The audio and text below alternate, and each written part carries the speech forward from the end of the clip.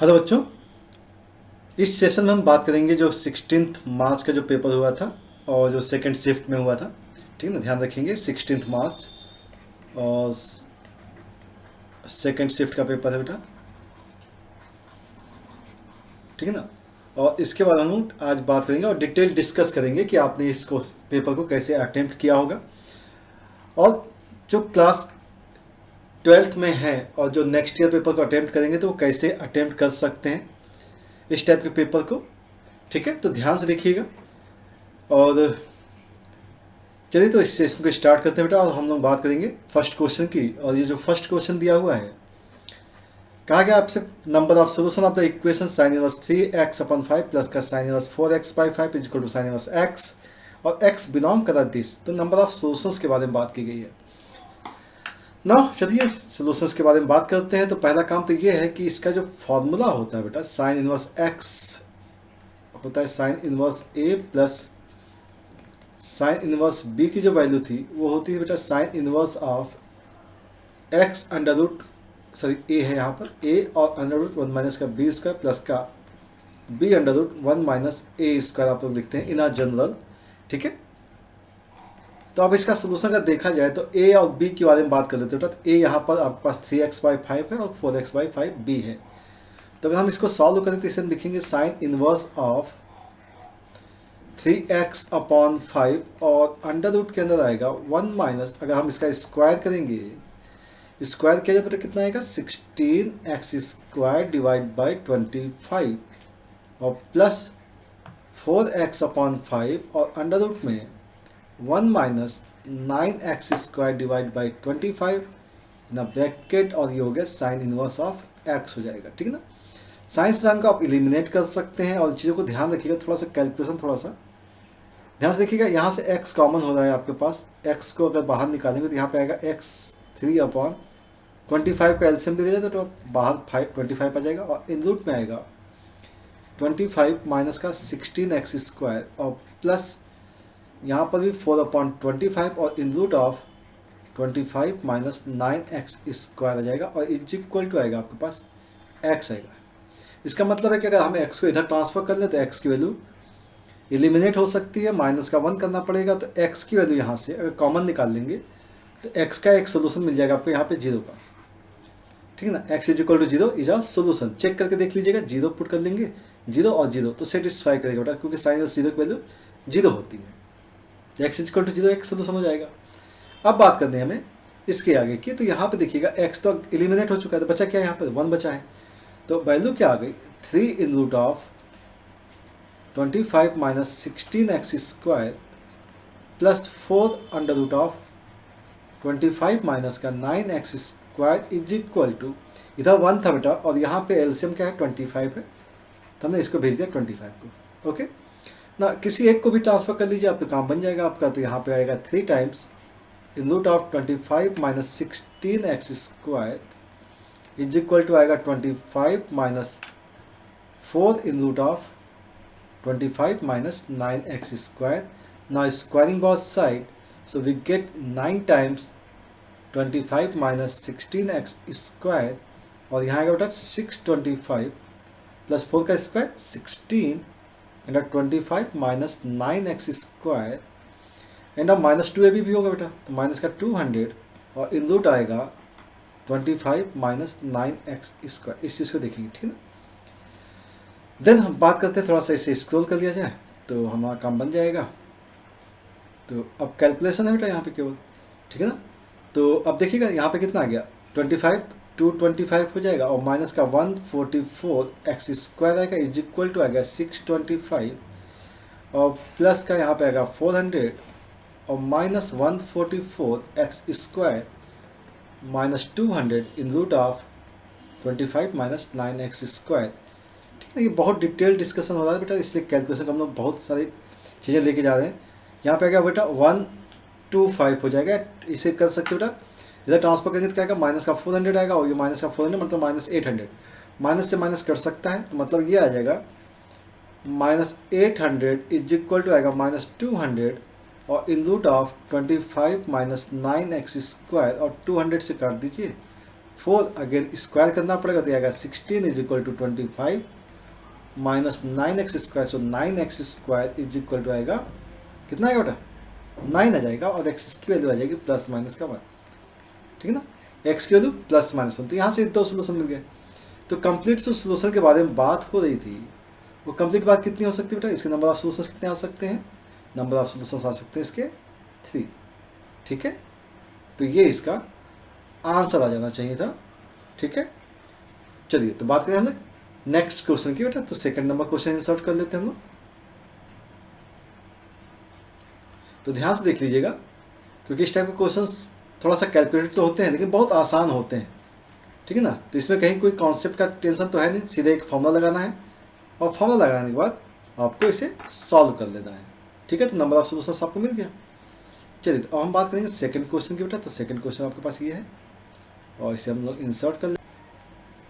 तो next question के बारे में बात कर लेते हैं। और क्वेश्चन दिया गया था, फंक्शन दिया गया है, और ये फंक्शन जो है वो फ्रैक्शन पार्ट पे डिपेंड कर रहा था, और आपको कहा गया था फंक्शन क्या है, कंटिन्यूस है, और continuous at x is equal to 0 है। तो at x is equal to 0 के केस में आपको दिया गया है और अल्फा की वैल्यू फाइंड आउट करनी है। तो कंटिन्यूस अगर है क्वेश्चन तो सिंपल से ये होता है बेटा कि आपके पास लिमिट की जो वैल्यू है वो एक्स टेंस टू 0 प्लस हो या limit x tends to 0 minus हो, और ये एट द पॉइंट होता है, ठीक ना। अगर आपको ये पता है तो क्वेश्चन बहुत आसान हो जाता है।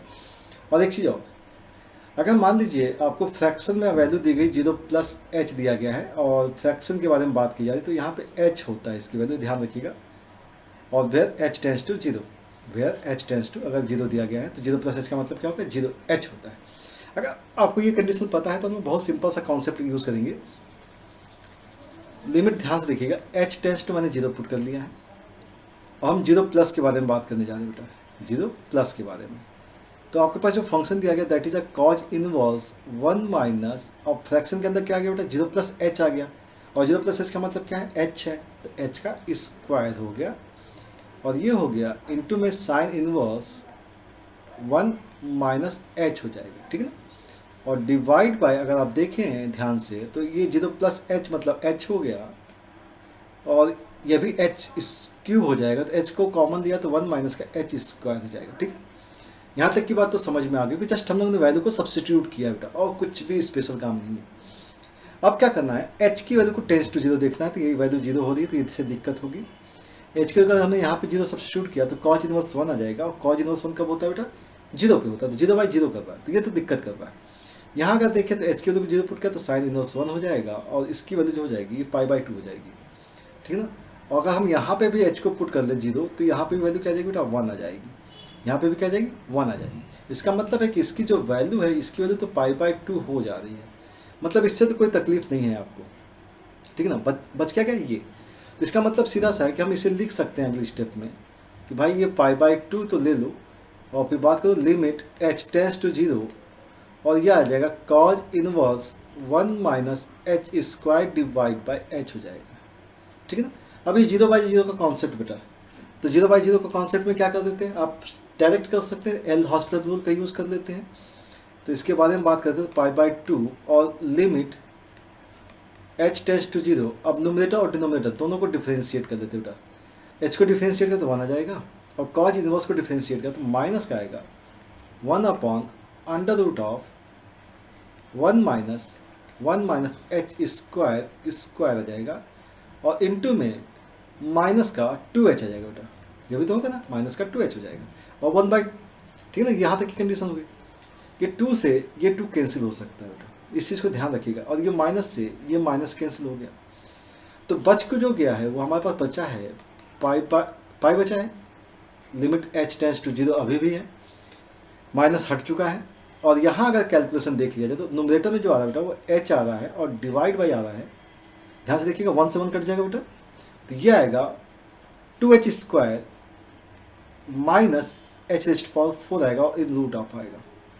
एच स्क्वायर को अगर हमने कॉमन ले लिया तो pi limit h tends to 0, और एच को कॉमन, एच स्क्वायर कॉमन लिया तो बेटा यहाँ पे एच आ जाएगा, और अंडर रूट में आएगा 2 minus h raised power 2, H cancel हो सकता है, ठीक है ना। अब क्या करना है, सिंपल सा एच टेंस टू 0 पुट कर दीजिए तो रूट 2 बच जाएगा, मतलब इसका जो आंसर मिलना चाहिए था वो मुझे लगता है कि पाई बाय √2 आना चाहिए, ठीक है ना। अब इसके लिए क्या करना है, सिंपल सा, अब आपको राइट हैंड साइड तो सॉल्व कर दिया, लेफ्ट हैंड साइड सॉल्व करने की जरूरत नहीं है, क्योंकि अगर कंटिन्यूस है तो लेफ्ट होगा राइट होगा, ठीक है ना। लेफ्ट राइट अगर इक्वल है तभी तो कंटिन्यूस होगा, ठीक है। तो सिंपल सा क्वेश्चन, अच्छा क्वेश्चन है, लेकिन नेक्स्ट देख लेते हैं हम लोग क्वेश्चन को, ठीक है।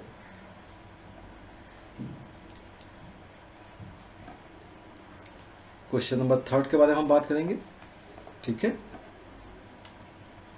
तो क्वेश्चन नंबर 3 आ गया हमारे पास।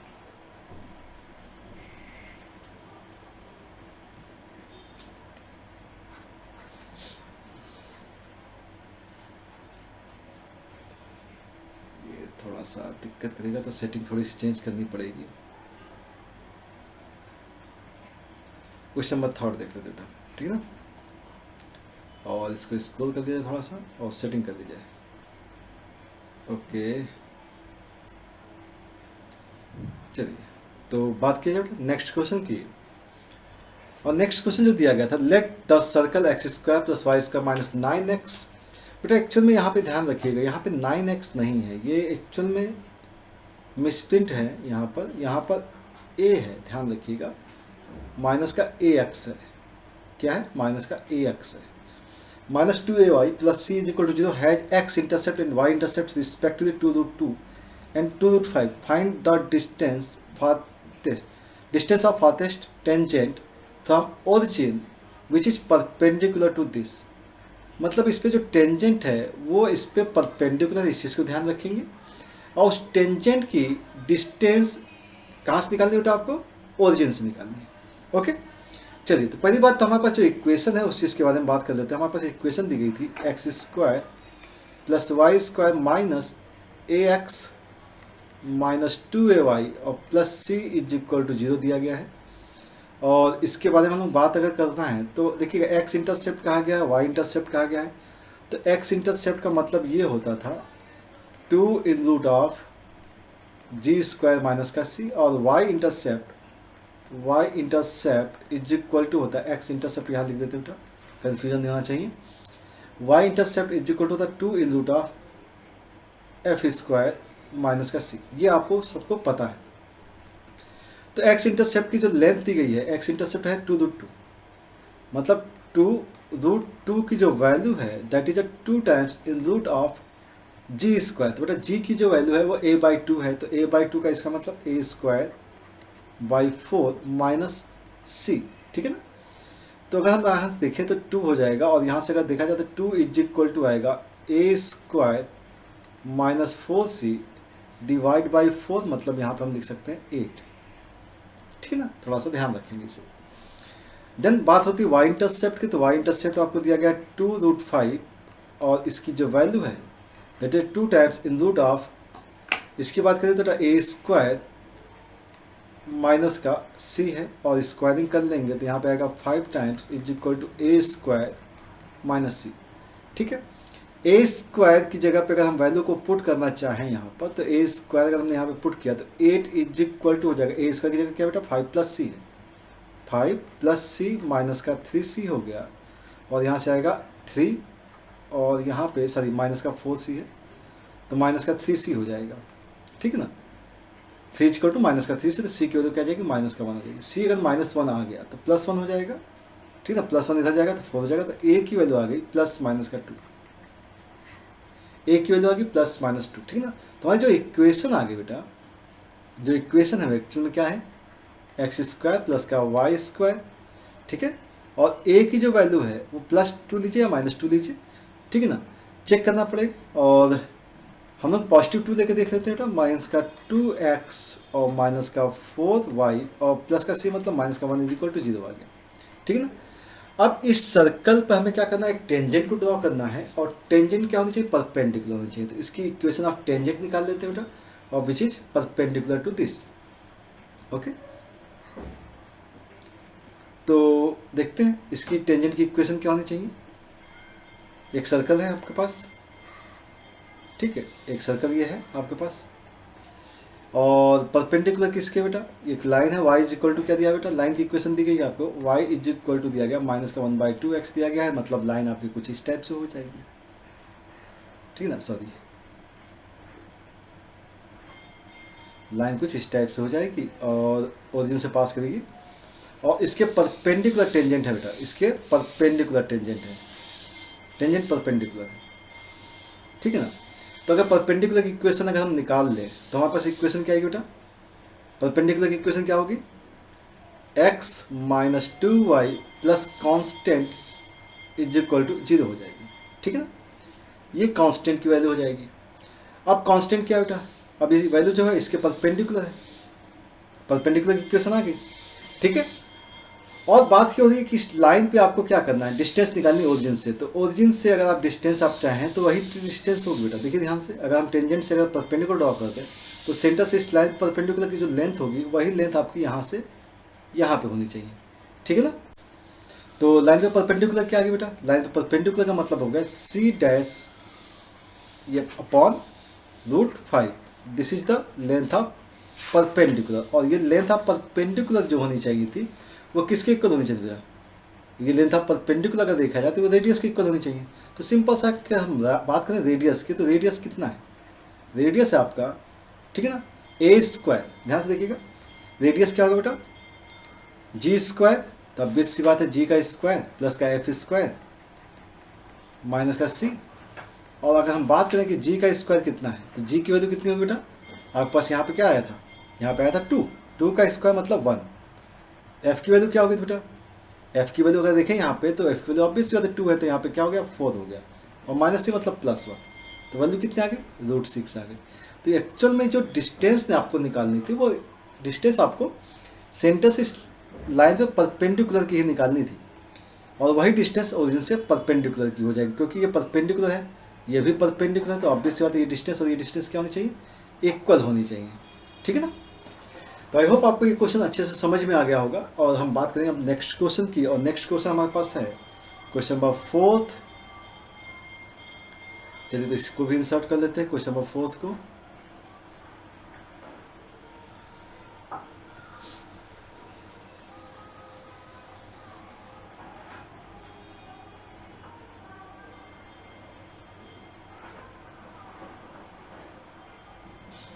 चलिए तो नेक्स्ट क्वेश्चन है हमारे पास,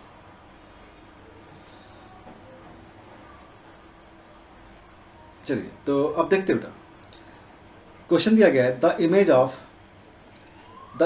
y² is equal to 4x in line y is equal to x, बहुत सिंपल सा क्वेश्चन ये आया था बेटा, क्योंकि एक में इक्वेशन जो दी गई y² is equal to 4x दिया गया, y² is equal to 4x दिया गया, और इसकी इमेज के बारे में बात की गई है, इस लाइन के about y is equal to x line के अबाउट बात की गई, तो आपके पास जो ग्राफ आना चाहिए वो ग्राफ कुछ ऐसा आएगा बेटा।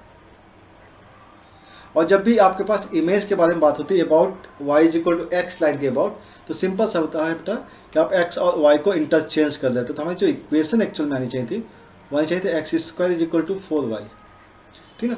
अब अगर आपको ये लाइन पता होगी तो आपको इक्वेशन ऑफ टेंजेंट निकालना तो बहुत सिंपल सा है। इक्वेशन ऑफ टेंजेंट क्या होता है बेटा, x(x1) is equal to 2y plus का y1/2 हो जाता है, सॉरी ये 4 हो जाएगा, 2 से 2 कट कर जाएगा, और पॉइंट आपको दिया हुआ है 2 1, तो 2x इज इक्वल टू आ जाएगा 2 टाइम्स y प्लस 1 आ जाएगा, और 2 से 2 कट गया तो x की जो वैल्यू आनी चाहिए थी वो y प्लस 1 आ जानी चाहिए थी। अब बहुत आसान सा क्वेश्चन था ये, ठीक है ना, तो इसका आंसर जो आया था वो आपके सेकंड ऑप्शन था, ठीक है। तो y is equal to x जब भी आता है तो क्या करते हैं बेटा हम लोग y और x को इंटरचेंज कर देते हैं अगर लाइन के अबाउट है तो, ओके। चलिए बेटा नेक्स्ट क्वेश्चन देखते हैं। तो नेक्स्ट क्वेश्चन, तो कुछ क्वेश्चन बेटा बहुत आसान से आए हैं और कुछ क्वेश्चन थोड़े से लेंदी हैं, ठीक है ना, तो इसी टाइप से पेपर होता है जिससे कि आपको मैनेज करना पड़ता है, ठीक है ना। तो क्वेश्चन नंबर 4 हो चुका है बेटा, क्वेश्चन नंबर 5 के बारे में हम बात करने जा रहे हैं। तो क्वेश्चन नंबर 5,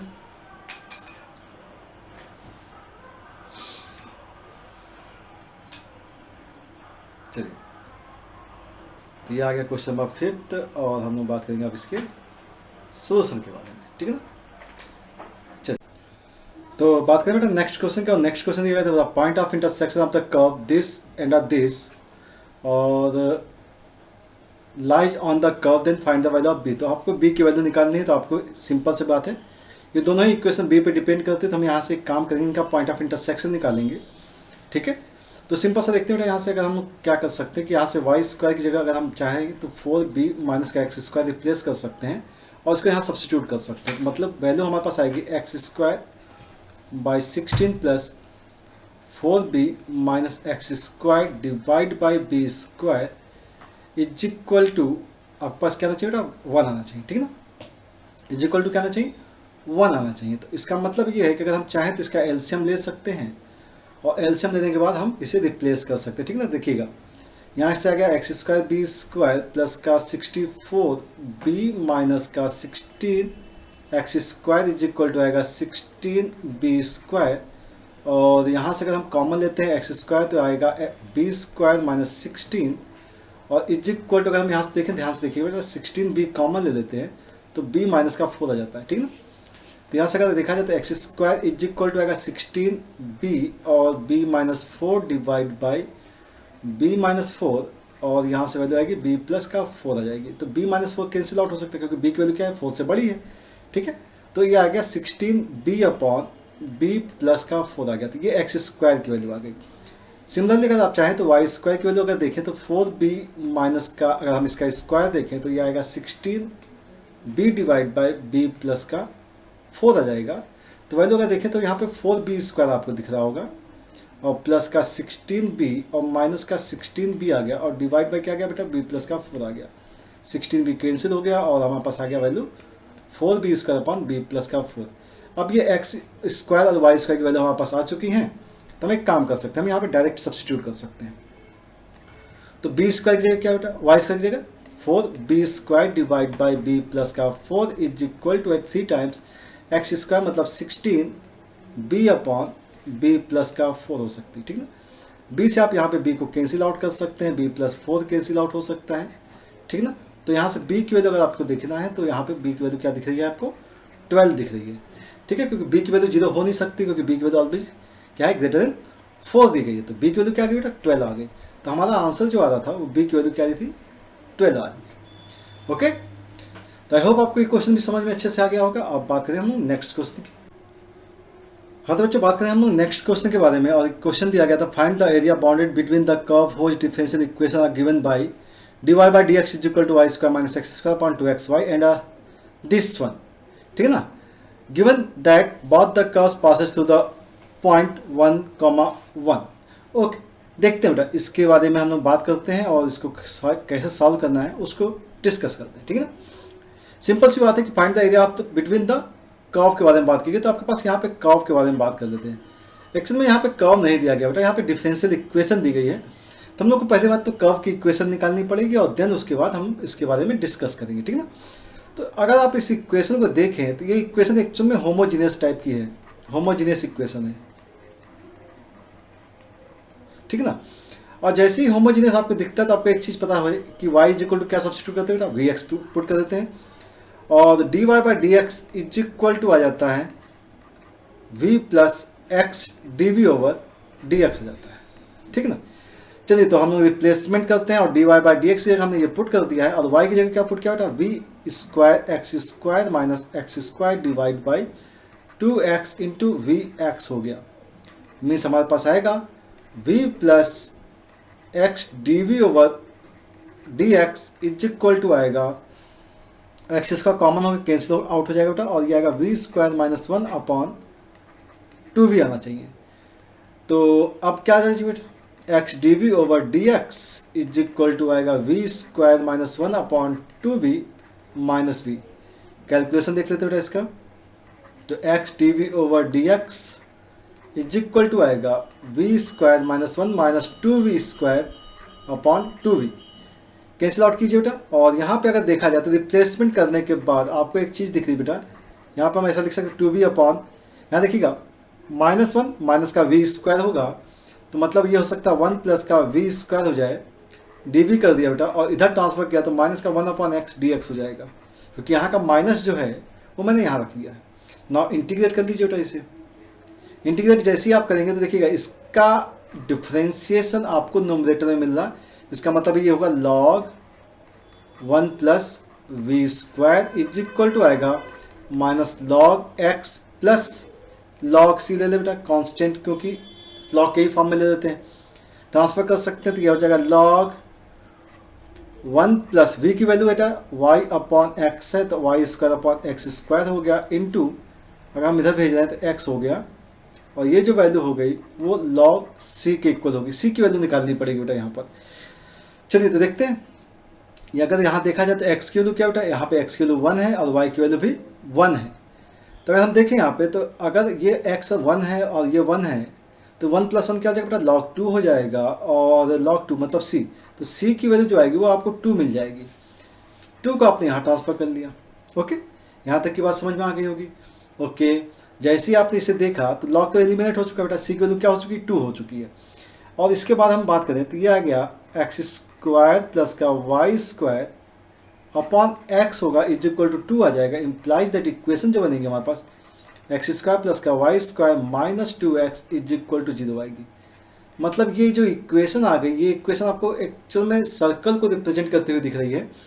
मीन्स इसे हम लिख सकते हैं x minus 1 whole square plus y square is equal to लिख सकते हैं 1। मतलब एक सर्कल जिसका सेंटर 1,0 है और रेडियस क्या बेटा, रेडियस 1 है। ठीक है, अब बात करते हैं, हमने फर्स्ट इक्वेशन के बारे में बात कर ली, अब सेकंड के बारे में बात करें तो सेकंड को देखा जाए बेटा।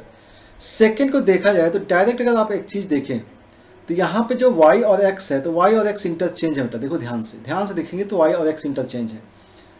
y क्या चेंज हो रहा है, y और x इंटरचेंज हो रहे हैं। इसका मतलब है कि जो डिफरेंशियल इक्वेशन मुझे मिलनी चाहिए थी, जो भी डिफरेंशियल इक्वेशन हमें मिलनी चाहिए थी वो क्या मिलनी चाहिए थी। जैसे यहाँ पे हमारे पास क्या आ गया है, इक्वेशन हमारे पास आ गई थी, जो पहली इक्वेशन है हमारे पास वो है x square plus y square minus 2x is equal to 0 है। तो सेकेंड इक्वेशन होगी एक्स स्क्वायर प्लस का y square minus 2y is equal to 0 मिल जाएगी। ये हमारे पास सेकेंड इक्वेशन की। तो दो इक्वेशन आ गई। अब इनके बीच की मुझे एरिया निकालनी है, तो एरिया के बारे में बात कर लेते बेटा। तो एरिया का बहुत सिंपल सा कॉन्सेप्ट है कि एक काम कर सकते हैं, ये जो सर्कल है इसको ड्रॉ कर लिया जाए बेटा जरा। इसका सेंटर क्या बेटा 1,0 तो 1,0 है और ओरिजिन से तो पास हो ही रहा है, तो ओरिजिन से भी पास कर दिया। ठीक है ना, कुछ इस टाइप का। इसका जो सेंटर है बेटा, इसका जो सेंटर है वो 0,1 है, तो ये 0,1 है तो हम लोग कुछ इस टाइप से ड्रॉ कर लेते हैं। और इसका भी सर्कल जो कि ओरिजिन से पास कर रहा है। ओके, हमें इस एरिया के बारे में बात करनी है। तो इनका जो पॉइंट ऑफ इंटरसेक्शन है बेटा, ये पॉइंट ऑफ इंटरसेक्शन ध्यान रखना पड़ेगा, ये पॉइंट ऑफ इंटरसेक्शन होगा क्या। ठीक है ना। अब एक्चुअल में सर्कल जो है 1,1 से पास हो रहा है, तो दोनों ही सिमिलर टाइप के हैं, तो ये जो पॉइंट होगा बेटा ये 1,1 ही होगा। क्या होगा 1,1। मतलब हमें इस एरिया के बारे में अगर बात करनी है तो इस एरिया को कैसे टैकल करना है वो देखते हैं। ठीक है ना। तो बहुत सिंपल सा केस है कि अगर हम ओरिजिन से इस लाइन को ज्वाइन कर लें तो ये 1,1 लाइन होगी, और इस एरिया को अगर हम निकाल लें तो ये जो एरिया होगी वो डबल होगी। ठीक है ना। ये एरिया क्या है तो ट्रायंगल की एरिया से, अगर इस सर्कल की एरिया से, ध्यान से देखिएगा, इस सर्कल की एरिया से अगर हम इस ट्रायंगल को माइनस कर दें, इस ट्रायंगल को माइनस कर दें, इस ट्रायंगल को ध्यान से देखिएगा, इस ट्रायंगल को माइनस कर दिया जाए इस सर्कल की एरिया से, तो हमें एक्चुअली में ये एरिया मिल जाएगी, और हमें क्या करना है डबल कर देना है। तो बहुत सिंपल सा केस है। अब एरिया जो है वो फोर्थ पार्ट है, ये एरिया क्या है सर्कल का फोर्थ पार्ट है। तो सर्कल का फोर्थ पार्ट का मतलब हो गया π/4, क्योंकि रेडियस क्या बेटा इसकी 1 है, और माइनस एरिया ऑफ ट्रायंगल का मतलब हो गया 1/2 बेस इंटू हाइट। ओके, और इसी को हमें क्या करना है डबल कर देना है। तो अब सीधी सी बात है कि अगर हम देखें तो ये आएगा π/2 माइनस का 1, और यही हमारा आंसर था। ठीक है ना। तो अगर आपने डिफरेंशियल इक्वेशन को सॉल्व कर लिया है तो एरिया निकालना बहुत आसान था, लेकिन एरिया निकालने में भी बहुत अच्छे से आपको सॉल्व करना था, क्योंकि यहाँ पे अगर आप इंटीग्रेशन का यूज़ करेंगे तो क्वेश्चन काफ़ी लेंदी हो जाएगा और ये विद इन टाइम तो सॉल्व नहीं हो पाएगा। ओके, तो इस तरीके से हमने इसको एक्सप्लेन किया हुआ है। तो आई होप आपको अच्छा लगा होगा ये तरीका। ठीक है, हम बात करेंगे बेटा अब नेक्स्ट क्वेश्चन के बारे में। तो नेक्स्ट क्वेश्चन के लिए हम लोग इसे स्क्रॉल कर लेते हैं ऊपर की ओर और बात करते हैं नेक्स्ट पीडीएफ के बारे में। तो हमारा क्वेश्चन नंबर 6 हो चुका है, अब हम बात करें क्वेश्चन नंबर 7 की। ठीक है, तो क्वेश्चन नंबर 7, एक मिनट, क्वेश्चन नंबर 7 देखते हैं।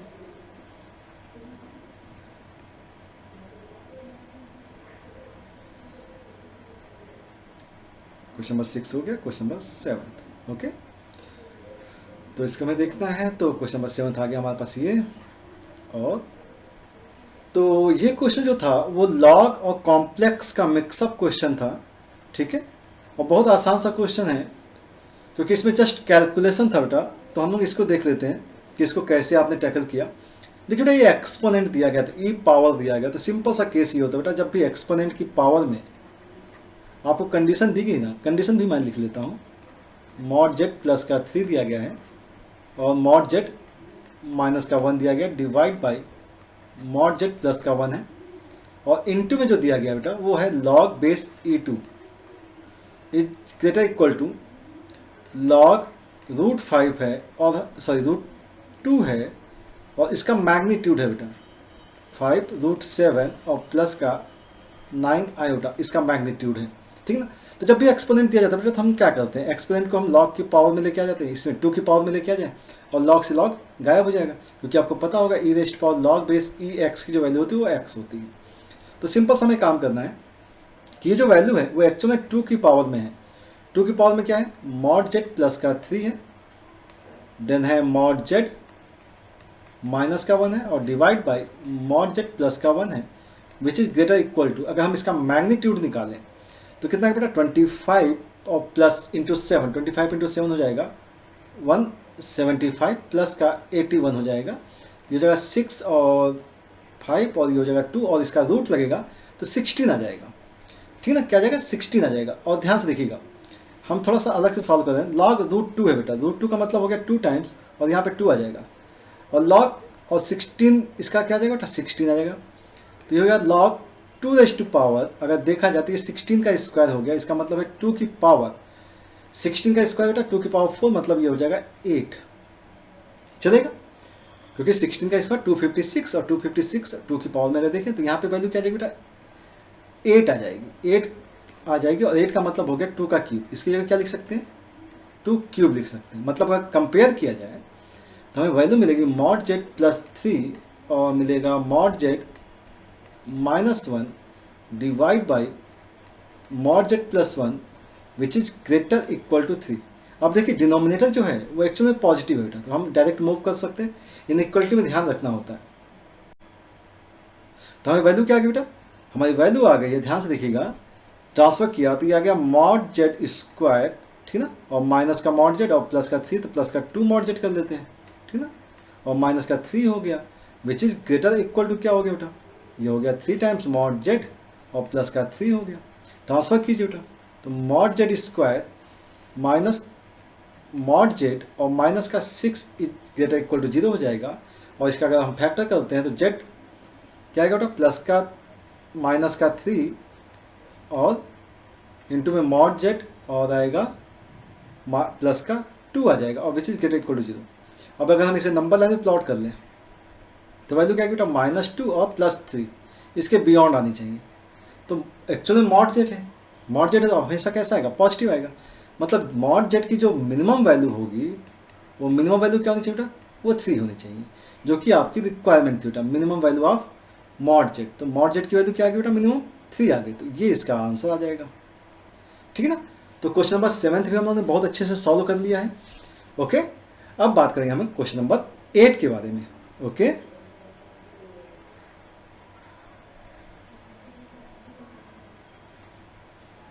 तो next question, question number 8, question number 8, ठीक है, और इसको हमें इंटर करना है तो ये कर देना है। ओके ओके, अब बात कर लेते हैं क्वेश्चन नंबर 8 की और समझते हैं कि इसको कैसे करना है। f(x) दिया गया बेटा, और f(x) की जो रेंज डोमेन दे रखी है यहाँ पे is defined by f(x + 1 = x f(x) कहा गया है। g(x) भी दिया गया है, is defined as g(x) = log f(x) दिया गया है। Then the value of g(5 - g(1) दिया, मतलब डबल डिफ्रेंसिएशन के बारे में बात की गई है। तो बात किसकी की बेटा g(x) की बात की गई। तो एक काम कर सकते हैं, g(x) आपको दिया गया है log f(x) दिया गया है, ठीक है ना। अगर मान लीजिए अगर हम g(x) को x + 1 कर दें, ध्यान से देखिएगा, तो ये हो जाएगा बेटा लॉग एफ ऑफ एक्स की जगह क्या लिख सकते हैं, एक्स प्लस वन लिख सकते हैं, ठीक है ना। और एफ एक्स प्लस वन की आपको वैल्यू दी गई बेटा, तो लॉग क्या आ गया बेटा, log x into f of x आ गया, और ये जो वैल्यू हो गई, ये वैल्यू हो गई log x plus log F x हो गई। और लॉग एफ एक्स का मतलब क्या बेटा, जी ऑफ एक्स है। इसका मतलब क्या हो गया कि आपका जो वैल्यू आ रही है वो g of x plus one minus g of x is equal to आ रही है आपके पास लॉग एक्स। अब सिंपल सा काम है बेटा, आपको क्या करना चाहिए, डिफ्रेंशिएट कर लेना चाहिए, जिससे कि आपको कुछ वैल्यूज के बारे में बात कर सके। इसको डिफ्रेंशिएट किया तो x प्लस वन और माइनस का जी डैश ऑफ x किया तो ये वैल्यू आ गई 1/x आ गई। और जब डबल डिफ्रेंशिएट करते हैं तो डबल डिफ्रेंशिएशन के बाद माइनस का g double dash of x is equal to आ गया -1/x स्क्वायर आ गया। अब हमें क्या करना है, वैल्यूज हमें निकालनी है, तो उसी के बारे में हम बात कर लेते हैं, ठीक है ना। तो x के तो क्या सब्स्टिट्यूट होनी चाहिए बेटा, x के तो 1 से स्टार्ट कर देते हैं, तो x के तो क्या पुट कर देते हैं 1 2 3 4, क्योंकि 5 तक जाना है आपको। तो अगर आपने इसको पुट कर लिया तो जी डैश ऑफ 1 2 हो जाएगा और माइनस का जी डैश ऑफ 1 हो जाएगा, इसकी वजह हो जाएगी माइनस का 1। जब आपने 2 पुट किया तो यहाँ पे 3 आएगा, माइनस का यहाँ पे आएगा 2 आएगा और इज इक्वल टू आएगा माइनस का 1/2 आ जाएगा। अब बात करते हैं, सॉरी 4 आ जाएगा, ठीक है ना, 2 का स्क्वायर होगा, 2 का स्क्वायर। और जब D double dash of 4 minus का जब जी डबल डैश ऑफ 3 किया तो इसकी वजह होगी माइनस का 1/9 और जी डबल डैश ऑफ 5 और minus g double dash of 4 is equal to आएगा -1/60। अब अगर हम इन सभी फंक्शंस को ऐड कर दें तो ऐड करने पे आपको एक चीज़ दिख रही है कि ये सारी चीज़ें कैंसिल होती हुई दिख रही हैं। ये इससे कैंसिल हो जाएगा, ये इससे कैंसिल हो जाएगा, ये कैंसिल हो जाएगा। मतलब कैलकुलेशन करते हुए आपको दिखेगा g double dash of 5 minus g double dash of 1 is equal to -1 -1/4 -1/9 -1/16। अब इसी को कैलकुलेट करना है आपको।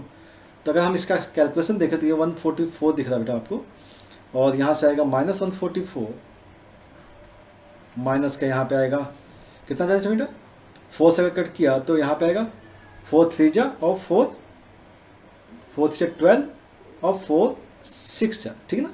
और माइनस का 9 से किया तो यहाँ पे 16 हो गया और माइनस का 9 हो जाएगा। अब आपको इसे ऐड करना है तो क्या होगा, कितना बेटा, ये 25 प्लस 36, 25 प्लस 36 हो जाएगा 61, 61 और 144, तो 61 और 144, तो 61 ये 502, ठीक है ना। तो 205, तो ये वैल्यू आएगी 205 डिवाइड बाई 144, बिकॉज ऑफ ये जो आंसर निकालना था वो आपको मैग्नीट्यूड में निकालना था, तो ये इसका एक्चुअल में आंसर आ रहा था, ठीक है। तो बहुत सिंपल सा क्वेश्चन था, समझ में आपको आ गया होगा। तो इसका आंसर क्या था, 205/144। ओके, चलिए, तो अब हमारे पास कुछ क्वेश्चंस और हैं तो उसके बारे में बात करते हैं। क्वेश्चन नंबर 8 हो चुका है, अब हम बात करेंगे क्वेश्चन नंबर 9 की। ओके,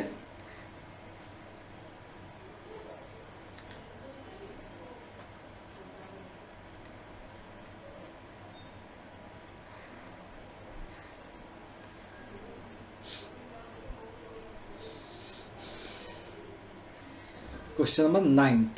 ओके, डिफरेंशियल इक्वेशन का क्वेश्चन था बेटा, और इस टाइप का क्वेश्चन इस बार के जितने भी पेपर्स हुए हैं ना उन सभी में आया हुआ है लीनियर डिफरेंशियल इक्वेशन का क्वेश्चन, ठीक ना।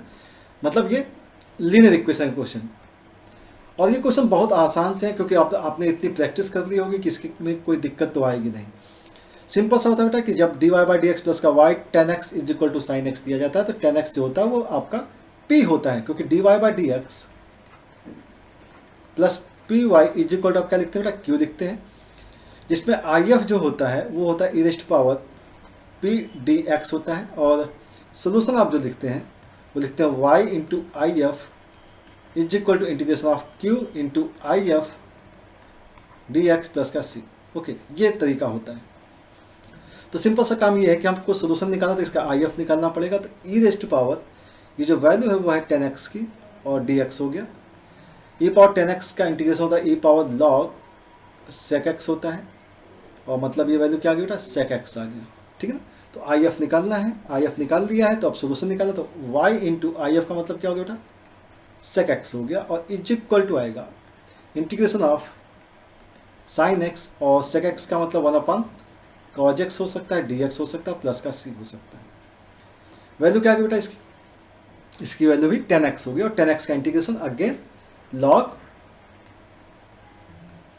सेक एक्स हो गया, और प्लस का क्या आ गया बेटा, सी आ गया, वाई ऑफ सेक एक्स।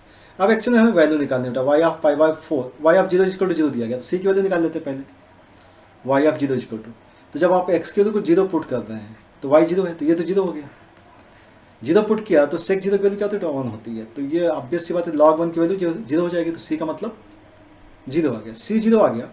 तब वो एक्स की वैल्यू अगर आप पाई बाई 4 पुट करें तो क्या आएगा, तो देखिएगा वाई सेक पाई बाई 4 का मतलब क्या हो गया बेटा, √2, ठीक है ना, और लॉग इसकी वैल्यू भी क्या होगी, √2, √2 में आंसर आ नहीं रहा था, 2 के फॉर्म में था, इसलिए हमने लिख दिया 2 1/2, मतलब y √2 इज इक्वल टू आ रहा है 1/2 लॉग 2 आ रहा है, सो y इज इक्वल टू आ गया 1/2 √2 लॉग 2, ठीक है ना, तो ये इसका आंसर आ गया था, तो 1/2 √2 लॉग 2 ये इसका आंसर था, ठीक है। तो बात हो गई हम लोग क्वेश्चन नंबर 9 की बेटा, और ये भी बहुत क्वेश्चन आसान था। तो अब बात करेंगे हम लोग नेक्स्ट क्वेश्चन की, ठीक है ना, तो इसे स्क्रॉल कर लिया जाए, अब बात करेंगे क्वेश्चन नंबर 9 की, ठीक है।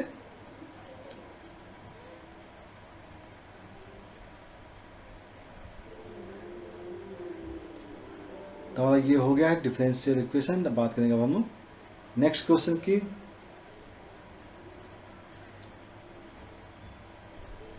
चलिए बेटा, तो हमने इसे सेट कर लिया है, और हम बात करेंगे अब क्वेश्चन नंबर 10 की, ओके। तो नेक्स्ट क्वेश्चन है बेटा हमारे पास जो डिटरमिनेंट का क्वेश्चन दिया हुआ था, ठीक है ना। तो सिंपल सा क्वेश्चन था, इसमें आपको क्या करना था, मैक्सिमम वैल्यू निकालनी है फंक्शन की। तो ऑब्वियस सी बात है कि जब तक आप इसे सॉल्व नहीं करेंगे तब तक आप मैक्सिमम वैल्यू कैसे निकालेंगे, ठीक है ना। तो इसे कैलकुलेशन देखना है, ठीक है ना। तो यहाँ पे इफ एफ ऑफ एक्स है बेटा, ये फंक्शन दिया गया, ठीक है ना। तो एक काम करते हैं, इसका कैलकुलेशन के बारे में सोचते हैं, तो देखते हैं कैसे बनेगा इसका। तो एक काम कर लिया जाए, यहाँ पे अगर हम बात करें C1 change to C1 plus C2 किया जाए, तो आपको क्या मिलेगा बेटा, ये जो फंक्शन होगा ये कुछ ऐसा मिलेगा क्या, दिस प्लस दिस कर रहा हूँ मैं, तो 1 प्लस का कॉज इसका प्लस साइन इसका, इसका मतलब है 2 हो जाएगा, कॉज इसका प्लस साइन इसका 1 हो जाएगा, 1 + 1 2 हो जाएगा, और कॉज इसका प्लस साइन इसका इसकी वैल्यू हो जाएगी 1, ठीक है ना। और बाकी कुछ को हम ऐसे ही रख देते हैं, साइन स्क्वायर एक्स है, 1 प्लस का साइन स्क्वायर एक्स है, और यहाँ पे हो गया साइन स्क्वायर एक्स हो गया, और ये हो गया कॉस 2x और साइन 2x, ठीक है ना, ये हो गया। अब एक काम करते हैं, अगर हम इससे माइनस करें तो ऑब्वियस सी बात है यहाँ 0 मिल जाएगा मुझे, तो इसको अप्लाई कर लेते हैं, ठीक है ना। तो मतलब हम क्या करने जा रहे हैं, अब हम चेंज करने जा रहे हैं, R1 को चेंज करेंगे R1 माइनस का R2 से, ओके। तो एफ एक्स जो चेंज होके हमें मिलेगा वो मिलेगा क्या, 0, यहाँ मिला क्या माइनस का 1, यहाँ करेंगे तो 0 आ जाएगा, और बाकी को हमने एज इट इज रख दिया, 1 प्लस का साइन स्क्वायर एक्स है, और यहाँ पे कॉज 2x है, यहाँ 1, यहाँ पर है साइन स्क्वायर एक्स, और यहाँ पर है साइन 2x है ना। एक्सपेंड भी कर सकते हैं बेटा, अब तो बहुत सिंपल सा है, -1 के रिस्पेक्ट में एक्सपेंड कर देते हैं, तो वैल्यू कैसे आएगी बेटा, पॉजिटिव आएगी, और 2 से मल्टीप्लाई किधर किया, तो ये हो गया 2 टाइम्स साइन 2x माइनस इसको मल्टीप्लाई यहाँ किया, तो ये हो गया कॉज 2x। अब fx तो आपको मालूम हो चुका है। अब ये जो फॉर्मेट आया बेटा वो कुछ ऐसा है, a sin x प्लस का b cos x, इस टाइप का फॉर्मेट जो होता है उसकी जो मिनिमम वैल्यू होती है माइनस का √a इसका प्लस का b स्क्वायर, और इसकी जो मैक्सिमम वैल्यू होती है √a इसका प्लस का b स्क्वायर। तो अगर हम a और b के बारे में बात करें तो इसकी वैल्यू जो दिख रही है वो √5 दिख रही है, क्या दिख रही है, √5, क्योंकि a स्क्वायर और यहाँ पे 1 है तो 1 का स्क्वायर, तो 2 स्क्वायर प्लस का 1 5 √5, तो इसकी जो मैक्सिमम वैल्यू होनी चाहिए थी वो होनी चाहिए थी √5 होनी चाहिए थी। तो बहुत सिंपल सा क्वेश्चन था। देखिएगा ये ऑपरेशंस अगर आपके पास अच्छे से हो जाते हैं ना, ये ऑपरेशंस अगर आपको अच्छे से आते हैं तो फिर कहीं समस्या आती नहीं है, ओके। नेक्स्ट देख लेते हैं हम लोग क्वेश्चन नंबर अब 11 के बारे में बात करेंगे, ठीक है। तो बच्चों आज बात करते हैं अब कुछ और क्वेश्चंस के बारे में, और देखते हैं इस क्वेश्चन को कैसे टैकल करना है, ठीक है। यहाँ पे क्वेश्चन दिया गया था the value of integral of 0 to 10 दिया गया और ब्रैकेट दिया गया, बेटा ब्रैकेट मतलब ग्रेटेस्ट इंटीजर फंक्शन दिया गया है, ठीक ना, GIF है। और GIF का कॉन्सेप्ट आपको पता होना चाहिए कि आपको इंटीजर में ब्रेक करना होता है, ठीक है। सबसे पहला काम तो ये है कि हम इसको थोड़ा सा बैलेंस कर लें। 0 to 10 दिया गया बेटा इसे, और इसे हम लिख सकते हैं ब्रैकेट x, और इसे लिख सकते हैं e⁻, देखिएगा इसे अगर हम ऊपर लेके आएंगे तो ये आएगा 1 माइनस एक्स और प्लस का ब्रैकेट x आएगा, ठीक है ना, ऐसा लिख सकते हैं। अब बात करते हैं इसको इंटीजर में ब्रेक करने की, ठीक है ना। तो इंटीजर में ब्रेक किया तो 0 से 1 हो गया और फंक्शन आ गया आपके पास, ठीक है ना, dx हो गया, प्लस 1 से 2 हो गया और फिर फंक्शन dx हो गया, और फिर प्लस 2 से 3 और ब्रैकेट और dx हो गया, और प्लस ऐसे ही आपको कहाँ तक लेके जाना बेटा, इंटीग्रेशन 9 to 10 तक लेके जाना है, और आपको फंक्शन लिख देना है ब्रैकेट x और e⁻, क्या लिखना है बेटा, 1 माइनस एक्स और प्लस का ब्रैकेट x लिख देना है और dx करना है, ठीक है ना। अब बात आती है कि 0 से 1 के बीच में अगर हम इस ब्रैकेट की वैल्यू को जस्ट पुट कर देते हैं बेटा तो क्या ले आएगी, 0 आ जाएगी, पहले केस में तो 0 आ जाएगा, प्लस जब 1 से 2 के बीच में पुट करेंगे, ध्यान से देखिएगा 1 से 2 के बीच में, तो इसकी वैल्यू क्या होगी, 1 होगी, मतलब 1 से 2 के बीच में इसकी वैल्यू क्या आ गई, 1 आ गई, इसकी वैल्यू क्या आ गई, 1 आ गई, मतलब e⁻1 माइनस का x dx हो गया, प्लस जब 2 से 3 के बीच में बात करेंगे तो यहाँ पे 2 आ जाएगा बेटा, तो 2 टाइम्स आया, 2 से 3 हो गया, और e⁻ अगर हमने 2 पुट किया, ध्यान से रखिएगा 2 से 3 के बीच में बात करेंगे तो यहाँ पे 2 आएगा, ठीक ना, और 2 + 1 3 हो जाएगा, ठीक ना, तो 3 माइनस x हो जाएगा और dx हो जाएगा, ठीक ना। ध्यान से देखिएगा यहाँ पे जब 1 से 2 के बीच में क्या था, यहाँ पे वैल्यू क्या आई थी, 1 आई थी, 1 + 1 सॉरी, यहाँ पे 2 - x होगा, ठीक है। ऐसे ही आपको क्या करना है, आगे तक लेके चले जाना है। तो लास्ट में अगर आप देखेंगे तो यहाँ पे क्या आएगा बेटा, 9 से 10 के बीच में यहाँ पे 9 आएगा, 9 to 10 होगा, और e⁻ देखिएगा यहाँ पे 9 + 1 10 माइनस का x आ जाएगा, ठीक है। अब आप इसे इंटीग्रेट कर लीजिए, तो जब आप इसे इंटीग्रेट करेंगे तो देखिएगा ध्यान से कि -x यहाँ भी है, -x सभी जगह है, तो माइनस तो सभी जगह आना है, तो माइनस हमने बाहर ले लिया, ठीक है ना। अब e⁻2 - x का इंटीग्रेशन e⁻2 - x होगा, और जो लिमिट लगी है वो लगी है 1 से 2 के बीच में, प्लस 2 टाइम्स हटाइए e⁻3 - x आएगा, और लिमिट लगेगी 2 से 3 के बीच में। ऐसे ही लास्ट में अगर देखेंगे तो 9 टाइम्स आएगा, और e⁻ यहाँ पे क्या आएगा बेटा, 10 माइनस का x होगा, और लिमिट लगेगी 9 to 10 के बीच में, ठीक है। चलिए तो सारी वैल्यूज़ को रिप्लेस करना है, माइनस का आ गया, और देखें 2 पुट किया तो 0 हो गया, मतलब 1 आएगा, 1 माइनस का e हो जाएगा, प्लस 2 टाइम्स अगर हम यहाँ देखें 3 पुट किया तो भी 1 आएगा, और 1 माइनस का e आ जाना चाहिए। ऐसे ही कहाँ तक जाएगा बेटा, 9 टाइम्स जाएगा, और अगर आपने 10 पुट किया तो 1 आएगा, माइनस का e आ जाएगा, मतलब 1 - e तो कॉमन हो गया आपका, और 1 से लेके 1 2 3 अप टू कहाँ तक जाएगा बेटा, 9 तक जाएगा, और 9 तक का सम अगर आप देखें तो क्या हो जाएगा बेटा, माइनस का 1 - e, और 1 से 9 तक का सम क्या करते हैं बेटा, 9/2 टर्म्स कितने हैं, और 9 + का 1 10 हो जाएगा, ठीक है ना, 45 हो जाएगा, तो माइनस का 45 और 1 माइनस का e आ जाएगा, तो ये आपका आंसर आना चाहिए था। तो देखिएगा आपका आंसर जो मैच कर रहा था 45e - 1, 45e - 1, तो ये थर्ड ऑप्शन आपका मैच करेगा, क्योंकि यहाँ से माइनस को अगर अंदर लेके जाएंगे तो ये e - 1 हो जाएगा, ठीक है ना। तो आई होप आपको बात समझ में आ गई होगी। ओके, नेक्स्ट देख लेते हैं टर्म। चलिए बेटा नेक्स्ट क्वेश्चन के बारे में बात कर लेते हैं। और क्वेश्चन जो दिया गया है, द इफ s = दिया गया है 0 to 6 तक के नंबर्स दिए गए हैं, and 6 digit and number is formed, and 6 digit number is formed है, ठीक है ना। From it find the probability that it is divisible by 3। तो पहली बात तो हम लोग एक काम करते हैं कि इससे कितने नंबर्स बन सकते हैं 6 digit नंबर, उसके बारे में बात कर लेते हैं।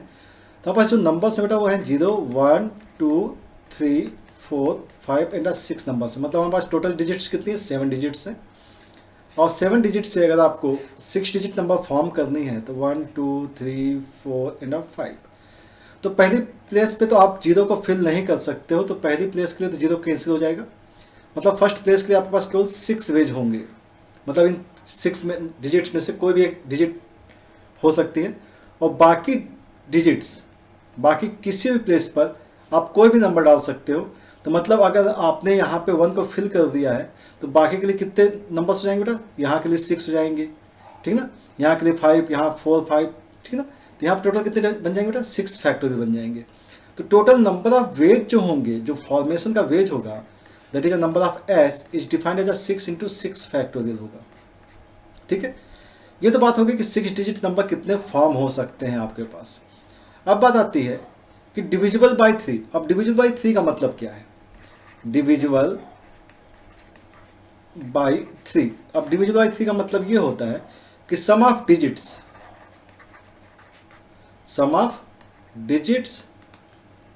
डिविजिबल बाय 3 होता है, ठीक ना, मतलब सम ऑफ डिजिट्स। तो आपके पास जो डिजिट्स हैं उनको हम देख लेते हैं बेटा। तो अगर हम 0 को छोड़ करके अगर 6 डिजिट के ले लें, ठीक है ना, और इनका एडिशन किया जाए, तो अगर आप देखें यहाँ पे तो क्या आएगा बेटा? 6 + 5 11 प्लस का 18 प्लस का 30, मतलब 21 आएगा। और ये क्या होगा? डिविजिबल बाय 3 होगा। बिल्कुल सही। मतलब हम एक तो फॉर्मेशन ये हो सकती है हमारे पास 4 5 6 की, ये 6 डिजिट फॉर्म कर सकता है, ठीक ना। दूसरा क्या हो सकता है बेटा? हमें 3 से डिवाइड करना है। तो ऐसा भी हो सकता है कि अगर हम 0 को इंक्लूड करें, 0 को अगर हम इंक्लूड करते हैं, तो उस केस में आप क्या कर सकते हैं? 3 को अगर आप हटा देते हैं, 3 को अगर आप हटा देते हैं तो क्या फॉर्मेशन बनेगी? तो एक फॉर्मेशन आपके पास ये आ जानी चाहिए, 0 1 2 4 5 6। एक फॉर्मेशन आपके पास ये आ जाएगी जो कि 3 से डिविजिबल होगी और 6 डिजिट नंबर फॉर्म करना है। एंड एक केस आपके पास आ सकता है 0 1 2 4 5 एंड 6। अगर हमने यहाँ पे 3 लेना है, 6 को नहीं लेना है, ठीक है ना। तो अब ये जो डिजिट होगी 5 3 8 8 और प्लस 4 12 और 3 15, मतलब ये भी डिविजिबल हो जाएगा। इसके बारे में अगर हम बात करें तो 3 हटाया तो मतलब ये 18 हो गया, तो इसका सम, तो ये भी डिविजिबल हो जाएगा। तो टोटल केसेस के बारे में बात करेंगे हम लोग कि कितने केस बन सकते हैं जो कि डिविजिबिलिटी वाला केस है। तो अगर हम इसके बारे में बात करें तो बेटा इससे तो 6 फैक्टोरियल केस बन सकते हैं, ठीक है ना। अदरवाइज अगर आपके पास ये केस है 6 डिजिट नंबर ये जो फॉर्म हुआ है उसके बारे में अगर हम बात करें तो फर्स्ट प्लेस पे 0 नहीं होगा, और बाकी प्लेस पे क्या हो सकता है बेटा? तो फर्स्ट प्लेस पे 0 नहीं होगा तो 5 डिजिट्स हो सकती हैं, और बाकी प्लेस के लिए कितनी डिजिट्स बच गई बेटा? 5 डिजिट बच गई हैं। तो इसका मतलब 5 फैक्टोरियल प्लस सेम मैंने आपका यहाँ भी आएगा, तो मतलब 5 × 5 फैक्टोरियल हो जाएगा। ये आपके पास एनफ ई आ जाएगा, ठीक है। इस टाइप से ये केस बन जाएगा जो कि आपकी रिक्वायरमेंट है, जो कि probability it is divisible by 3 के केस को सेटिस्फाई करेगा, ठीक है। अब बात करते हैं कि हमारा आंसर क्या हो सकता है। तो सीधी सी बात है कि आपके पास जो वैल्यू है बेटा, वो वैल्यू है एक्चुअल में, जो वैल्यू है हमारे पास वो है 6 × 6 फैक्टोरियल, और यहाँ पे 6 फैक्टोरियल प्लस 10 कर लेते बेटा, 10 × 5 फैक्टोरियल कर लेते हैं, ठीक है ना। ये केस हो जाएगा, ठीक है। और 10 × 5 फैक्टोरियल अगर हमने कर लिया है, ध्यान से देखिएगा, हम इसे क्या कर सकते हैं? इसको हम कर सकते हैं 5 फैक्टोरियल कॉमन ले सकते हैं, ठीक है ना। और यहाँ से अगर 6 और प्लस का 10 मतलब हो जाएगा 16 डिवाइड बाय 6 × 5 फैक्टोरियल, तो ये कैंसिल आउट हो जाएगा, मतलब 16/36 हो जाएगा। और 4 से अगर आप इसे कैंसिल करेंगे तो 4 4 जा और 4 9 जा 36, तो इसका आंसर 4/9 आना चाहिए। हम लोग आंसर इसका चेक कर लेते हैं 4/9 का केस, तो ये हमारा आंसर बनता हुआ दिख जाएगा 4/9। ओके, तो ये क्वेश्चन भी आपको समझ में आ गया होगा। तो बात हो गई हम लोग की क्वेश्चन नंबर 13 की। अब बात करेंगे नेक्स्ट क्वेश्चन की। हाँ तो बेटा बात करें नेक्स्ट क्वेश्चन की, और नेक्स्ट क्वेश्चन हमारे पास मैट्रिक्स टाइप का क्वेश्चन दिया हुआ था, ठीक है। तो इसके बारे में डिस्कस कर लेते हैं हम लोग।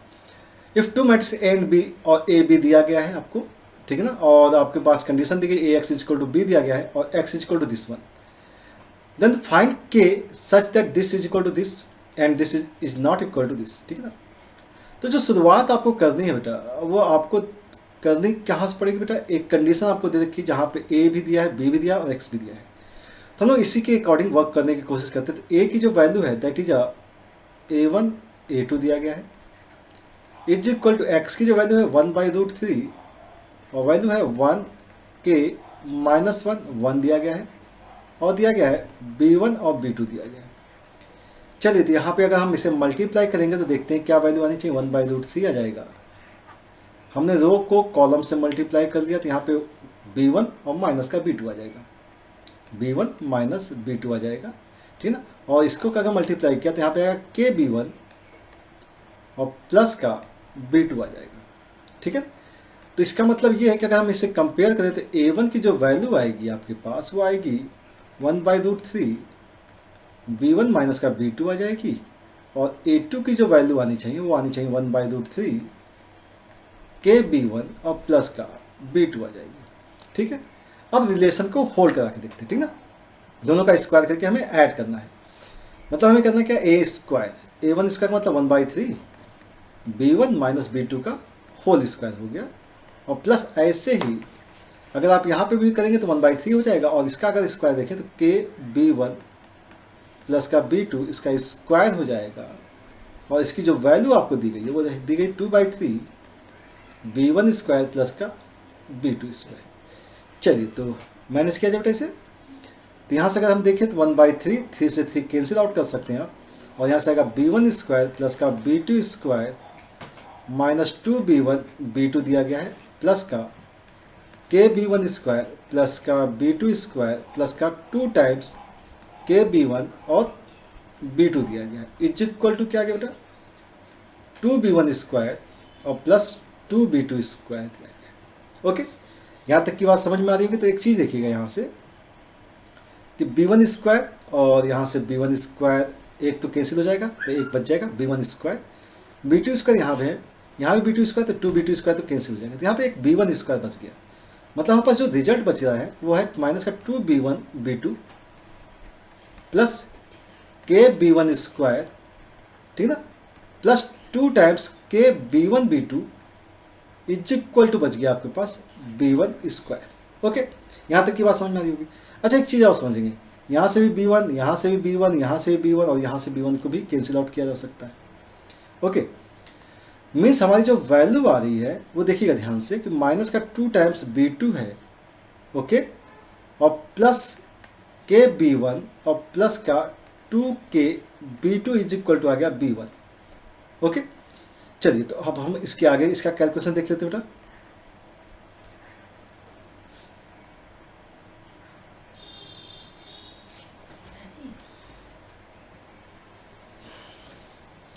इसके आगे कैलकुलेशन देख लेते हैं हम लोग बेटा इसे। और ये जो वैल्यू है ये वैल्यू है ट्रांसफर कर लेते इसे, तो इसे ट्रांसफर कर लेते तो यहाँ से b2 का कॉमन निकल आया और 2b2 निकल आया तो माइनस का 1 प्लस का k हो जाएगा इज इक्वल टू, अगर यहाँ से देखिए b1 कॉमन तो यहाँ से मिलेगा 1 माइनस का k, 1 माइनस का k, 1 माइनस का k, सॉरी यहाँ से कैंसिल आउट करेंगे तो फिर यहाँ से 1 माइनस k तो मिलेगा नहीं हमें। तो एक काम करते हैं हम इसको ट्रांसफर कर लेते हैं इधर, तो इस स्टेप को हटा देते हैं और यहाँ से आएगा 2b2 कॉमन हो गया तो बचा मेरे पास माइनस का 1 प्लस का k और प्लस का b1 कॉमन ले लिया तो यहाँ बचा k माइनस का 1 इज इक्वल टू 0। सो यहाँ से 2b2 प्लस का b1 और एक केस बच गया k माइनस का 1 इज इक्वल टू 0। तो k की वैल्यू यहाँ से अगर देखा जाए तो k की वैल्यू आपको क्या मिल रही है बेटा, यहाँ से 1 मिल रही है, ठीक है। तो इसका आंसर जो आना चाहिए था वो k की वैल्यू क्या आनी चाहिए बेटा, इसकी वैल्यू आनी चाहिए थी k की 1 आनी चाहिए, ठीक। चलिए बेटा क्वेश्चन नंबर 15 के बारे में बात करते हैं और क्वेश्चन जो दिया गया है वो देखते हैं कि कंसीडर 3 पॉइंट्स दिए गए हैं, a b c दिया गया है। The line y equal to mx cut the line AC and BC at point P and Q respectively if area of triangle ABC is equal to A1 दिया गया है, area of triangle PQC is equal to A2 दिया गया है और A1 और A2 का आपको रेशियो दिया गया है, ठीक ना। Then positive value of M के बारे में बात की गई, तो M की वैल्यू क्या हो सकती है उसके बारे में हम लोग को बात करनी है, ठीक है। तो एक काम करते हैं हम लोग इसके लिए एक ट्रायंगल को फॉर्म कर लेते हैं। एक ट्रायंगल कैसा है, ये कुछ ट्रायंगल इस टाइप का मान लेते हैं। ये ट्रायंगल हो गया A B एंड C, ठीक है ना। और A का पॉइंट है -1 1 दिया गया है, B का पॉइंट जो दिया गया है वो है 3 4 और C का पॉइंट दिया गया है 2 0, ठीक है ना। लाइन वाइज को MX कट कर दिए AC को और BC को, AC और BC को कट कर दिए कुछ इस टाइप से, ये लाइन की इक्वेशन होगी बेटा y equal to m x दी गई है। इसने कट किया है, कहाँ कट किया, P एंड Q पॉइंट पे कट कर दिया है, ठीक है। तो PQ पे कट किया है y equal to m x line ने, और यहाँ पे कहा गया area of triangle ABC equal to A1। तो A1 के बारे में अगर हम बात करें तो आपको पता है कि एरिया ऑफ ट्राइंगल तो आप निकाल ही सकते हो, माइनस का 1 1 1, और B के लिए क्या पॉइंट है बेटा 3 4 1, और C का पॉइंट है 2 0 और 1। अगर हम इसे एक्सपेंड कर लें तो 1/2 हो जाएगा, -1 के रिस्पेक्ट में 4 इंटू 0, ठीक है ना। तो ये हो जाएगा माइनस का 4, -1 के रिस्पेक्ट में अगर देखा जाए तो 3 माइनस का 2 मतलब 1 हो जाएगा, और प्लस C के रिस्पेक्ट में, यहाँ पे 1 के रिस्पेक्ट में देखा जाए तो 0 हो जाएगा, और माइनस का 6 हो जाएगा, ठीक ना, माइनस का 8, मतलब यहाँ क्या लिखे -8 हो जाएगा। अगर हम यहाँ पे बात करें तो ये वैल्यू कितनी हो जाएगी बेटा, -8 -1 माइनस का 4 मतलब क्या 13/2 हो जाएगा, क्योंकि ना मैग्नीट्यूड होता है ये। तो एरिया ऑफ ट्राइंगल तो आपके पास आ गया है। इसका मतलब है A2 की जो एरिया होगी, A2 की एरिया ध्यान से देखिएगा, A2 की जो एरिया होगी वो होगी 1/3 A1 होगी, इसका मतलब हो गया 13/6 एरिया होगी इसकी। A2 क्या है, A2 एरिया ऑफ PQC है इसकी एरिया। लेकिन अगर हमें इसकी एरिया निकालनी है तो इसका मतलब है कि वो पास पॉइंट P और Q मालूम होने चाहिए, PQ मालूम होने चाहिए। तो हम PQ को कैसे निकालें उसके बारे में बात कर लेते हैं। तो एक काम कर सकते हैं बेटा, लाइन ऑफ AC तो आपको मालूम हो सकती है, ऐसी लाइन ऑफ BC भी मालूम हो सकती है, ठीक है। अब हम थोड़ा सा और भी बात कर लेते हैं इसकी, कि लाइन AC के बारे में अगर हम बात करें, ठीक है ना। देखिएगा ध्यान से, AC लाइन की इक्वेशन क्या होगी बेटा, y माइनस का y1। तो इसके पॉइंट जो थे, पॉइंट क्या थे बेटा 1, ठीक है ना। ध्यान से देखेंगे y माइनस का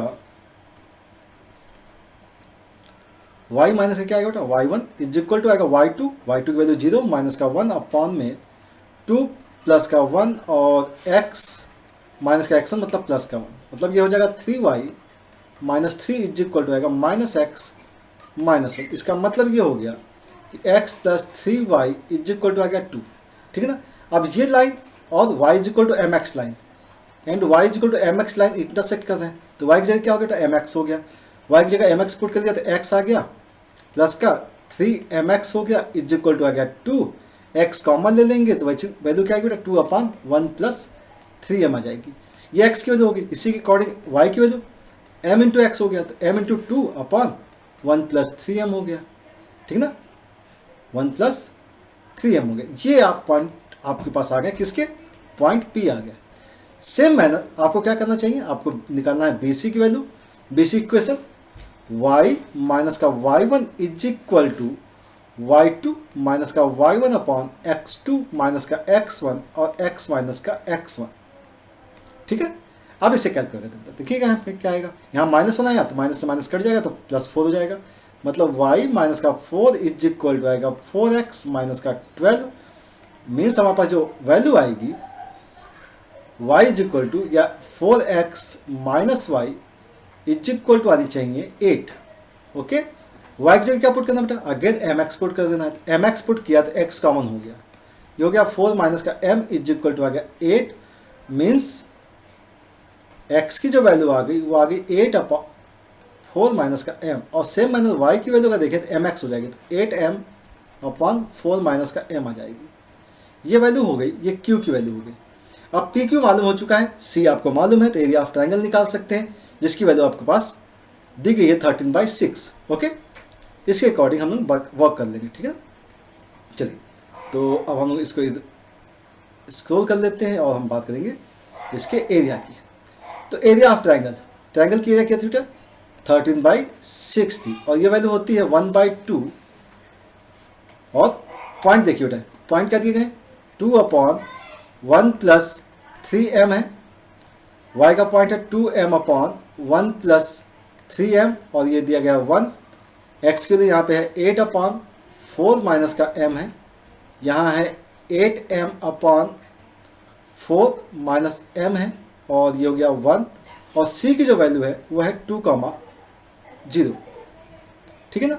अब हमें इसे एक्सपेंड कर लेना है और इसकी वैल्यू को कंपेयर कर लेना है, ये 13/3 होगी, ठीक है। ओके, तो अब हम लोग सॉल्व करते हैं बेटा, तो यहाँ पे आएगा 2/, 1 प्लस 3m के रिस्पेक्ट में अगर देखें तो ये आएगा 8m अपॉन 4 माइनस का m आएगा और माइनस का 0 हो जाएगा, माइनस 2m अपॉन देखा जाए तो 1 प्लस का 3m हो गया, ठीक है ना। और इन ब्रैकेट अगर देखें इसके रिस्पेक्ट में तो ये मल्टीप्लाई दिस और माइनस का 2, तो 8 अपॉन 4 माइनस का m माइनस 2 हो जाएगा। और लास्ट c के रिस्पेक्ट में अगर देखा जाए तो दिस 1 0 और माइनस का दिस, मतलब ये आएगा माइनस का 16 टाइम्स 16m अपॉन क्या आएगा बेटा 4 माइनस का m आ जाएगा। ओके, तो ये बातें समझ में आ रही होंगी आपको, ठीक है। तो वैल्यू आ गई आपके पास 13/3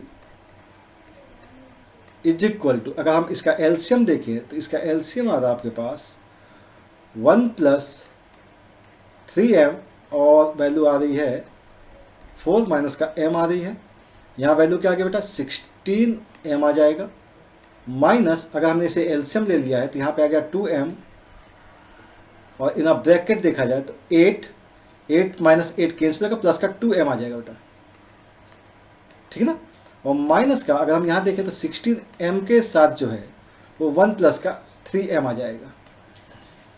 ओके, अब हमें इसकी वैल्यू निकालनी है तो इसके बारे में बात कर लेते हैं। तो देखते हैं क्या होना चाहिए, 16m हो गया, ठीक है, और ये हो गया माइनस का 4m स्क्वायर, तो माइनस का 4m स्क्वायर माइनस का 16m और ये माइनस 16m ये कैंसिल आउट होगा तो बचेगा यहाँ पे 48m स्क्वायर, तो माइनस का 48m square divide by 1 plus का 3m हो गया और ये हो गया 4 माइनस का m हो गया और ये अभी भी 13/3 ही है बेटा, ठीक है।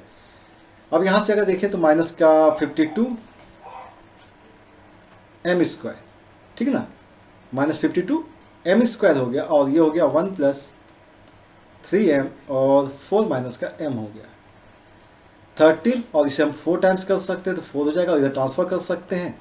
तो ये जो वैल्यू आ रही है आपके पास, हाँ, तो बेटा वैल्यू क्या होनी चाहिए थी, ये वैल्यू एक्चुअल में जो है निगेटिव हम लोग लेके चल रहे हैं, वो वैल्यू कैसी होनी चाहिए बेटा पॉजिटिव होनी चाहिए। इस चीज़ को ध्यान रखिएगा हमेशा, ठीक है, क्योंकि हम लोग क्या निकाल रहे हैं एरिया ऑफ ट्रायंगल निकाल रहे हैं और एरिया ऑफ ट्रायंगल निकाला तो यहाँ पे क्या आ जाएगा पॉजिटिव अगर हम लोग लेते हैं तो देखिएगा ध्यान से, यहाँ पे वैल्यू कितनी आ गई, ये आ गई वैल्यू 4 माइनस 4 3 12 हो जाएगा, 12 माइनस का m प्लस का 11m आ जाएगा और माइनस 3m स्क्वायर आ गया और इज इक्वल टू आ गया यहाँ पे 12m स्क्वायर।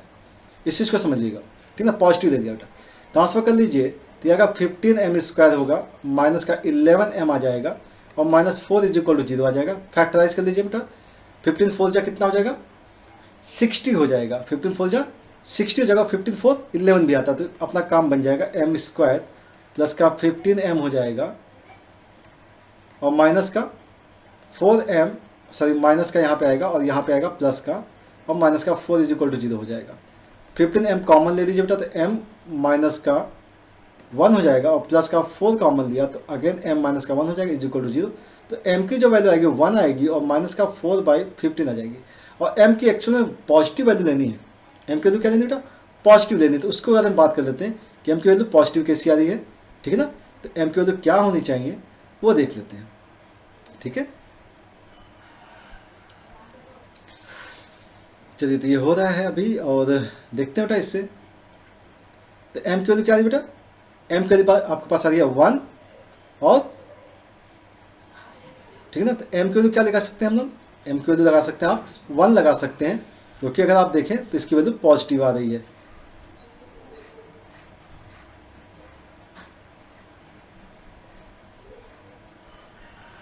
तो यहाँ से m की वैल्यू क्या आ गई बेटा 1 आ गई, ठीक है ना। तो आई होप आपको ये क्वेश्चन भी समझ में आ गया होगा, ठीक है। नेक्स्ट देखते हैं आप लोग, हाँ बेटा बात करें नेक्स्ट क्वेश्चन की, और क्वेश्चन दिया गया था सीक्वेंस सीरीज पे बेस्ड था बेटा, तो इसके बारे में हम डिस्कस कर लेते हैं। Sn दिया गया आपको और इसकी वैल्यू है log बेस a पावर 1/2 और 2x दिया गया और इस टाइप से आपको एक सीरीज दी गई है। Sn है मतलब n टर्म्स तक के बारे में बात की गई है और S24x की वैल्यू दी गई है आपको, S2x की वैल्यू है 265, then find the value of a, ठीक है ना। तो सीक्वेंसली बात कर लेते हैं बेटा, तो Sn ऑफ x जो दिया गया आपके पास, Sn ऑफ x जो दिया गया उसके बारे में बात कर लेते हैं।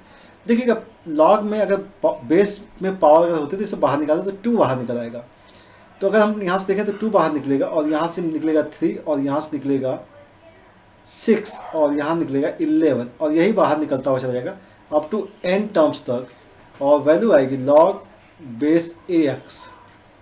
ठीक है ना।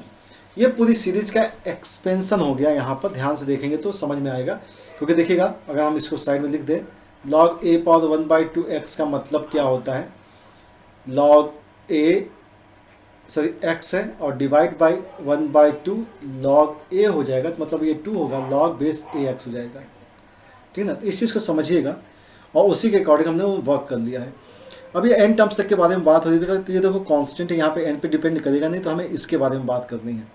तो हम एक काम करते हैं, हम इसे Sn मान लेते हैं, Sn डैश मान लेते हैं। ठीक है ना, कोई दिक्कत नहीं है, या Sn x ना लेकर के Sn ले लेते हैं। ठीक है ना, कोई दिक्कत तो नहीं है।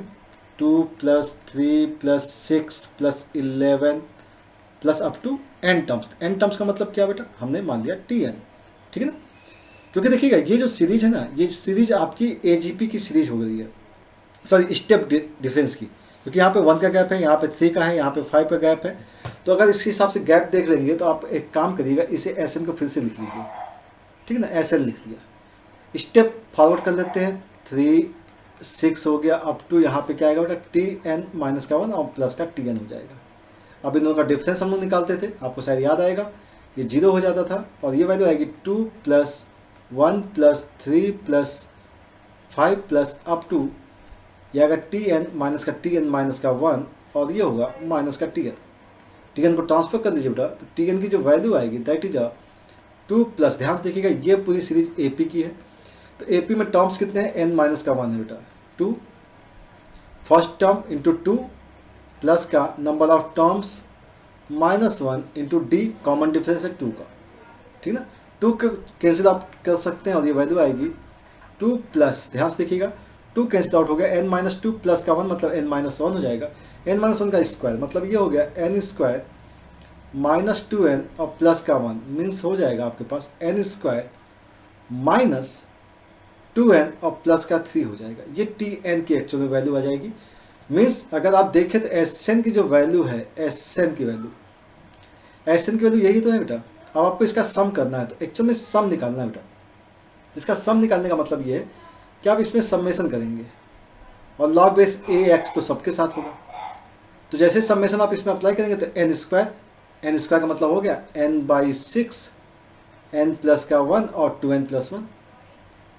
बहुत ध्यान से करिएगा बेटा इस क्वेश्चन को। 2n का सम्मेशन n/2 n प्लस का 1 हो जाएगा और 3 का तो 3n हो जाएगा। ये Sn की वैल्यू होगी विथ log a, ध्यान से रखिएगा, विथ log ax हो गया। ठीक है, अब हम लोग इसके आगे मूव करते देखते क्या होता है। तो इसके आगे देखा जाए बेटा, और हमारे पास वैल्यू जो दे रखी है उसको भी ध्यान रखेंगे। हमें एक्चुअल में चाहिए जो था वो S24 चाहिए बेटा, S24x चाहिए। तो 24 n का मतलब 24 लगा दीजिए, तो 24 हो गया इंटू 25 हो गया इंटू 24 + 1 मतलब ये 49/6 हो जाएगा, प्लस सॉरी ये माइनस का है, 2 से 2 कट कर सकते हैं, तो ये हो गया 24 और 25 हो जाएगा और प्लस का 3 टाइम्स 24 और बात आएगी log बेस ax की। अगर आप इसे कैलकुलेशन करेंगे तो यहाँ पे आएगा 4 टाइम्स और ये हो जाएगा 100 4900। ठीक है ना, 4900 और ये माइनस का अगर देखें यहाँ पे तो माइनस का आएगा 24 से मल्टीप्लाई किया तो 4 टाइम्स और तो ये 6 टाइम मतलब 600 हो जाएगा, -600 और ये हो जाएगा प्लस का 24 से 72 हो जाएगा। तो यहाँ पे अगर देखें तो यहाँ पे आपके पास कितना आएगा 4372, तो मतलब ये कितना आएगा 4372 इंटू लॉग बेस ax हो गया और इसकी वैल्यू जो है आपको दी गई थी 1093। अगर 1093 से अगर आप देखें तो इसे कैंसिल आउट कर सकते हैं क्या, 4 टाइम्स करें तो 4 टाइम्स में मुझे लगता है कि ये कैंसिल आउट हो रहा है क्योंकि 9 सकती, ठीक है बिल्कुल सही है, ये 4 टाइम्स में कैंसिल होगा। ठीक है, तो इसका मतलब ये है कि हमारे पास जो वैल्यू आ रही है वो आ रही है लॉग बेस ax की वैल्यू आ रही है 1/4। ठीक है, इस चीज़ को ध्यान रखेंगे अभी। क्योंकि यहाँ पे दो वेरिएबल हैं इसलिए अभी हम बात तो कर नहीं सकते हैं, तो यहाँ से x की जो वैल्यू है वह a⁴, ठीक है ना, इस चीज़ को भी ध्यान रखेंगे।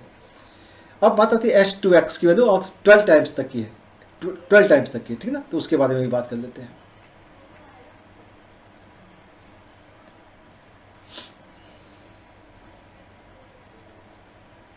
h12 2x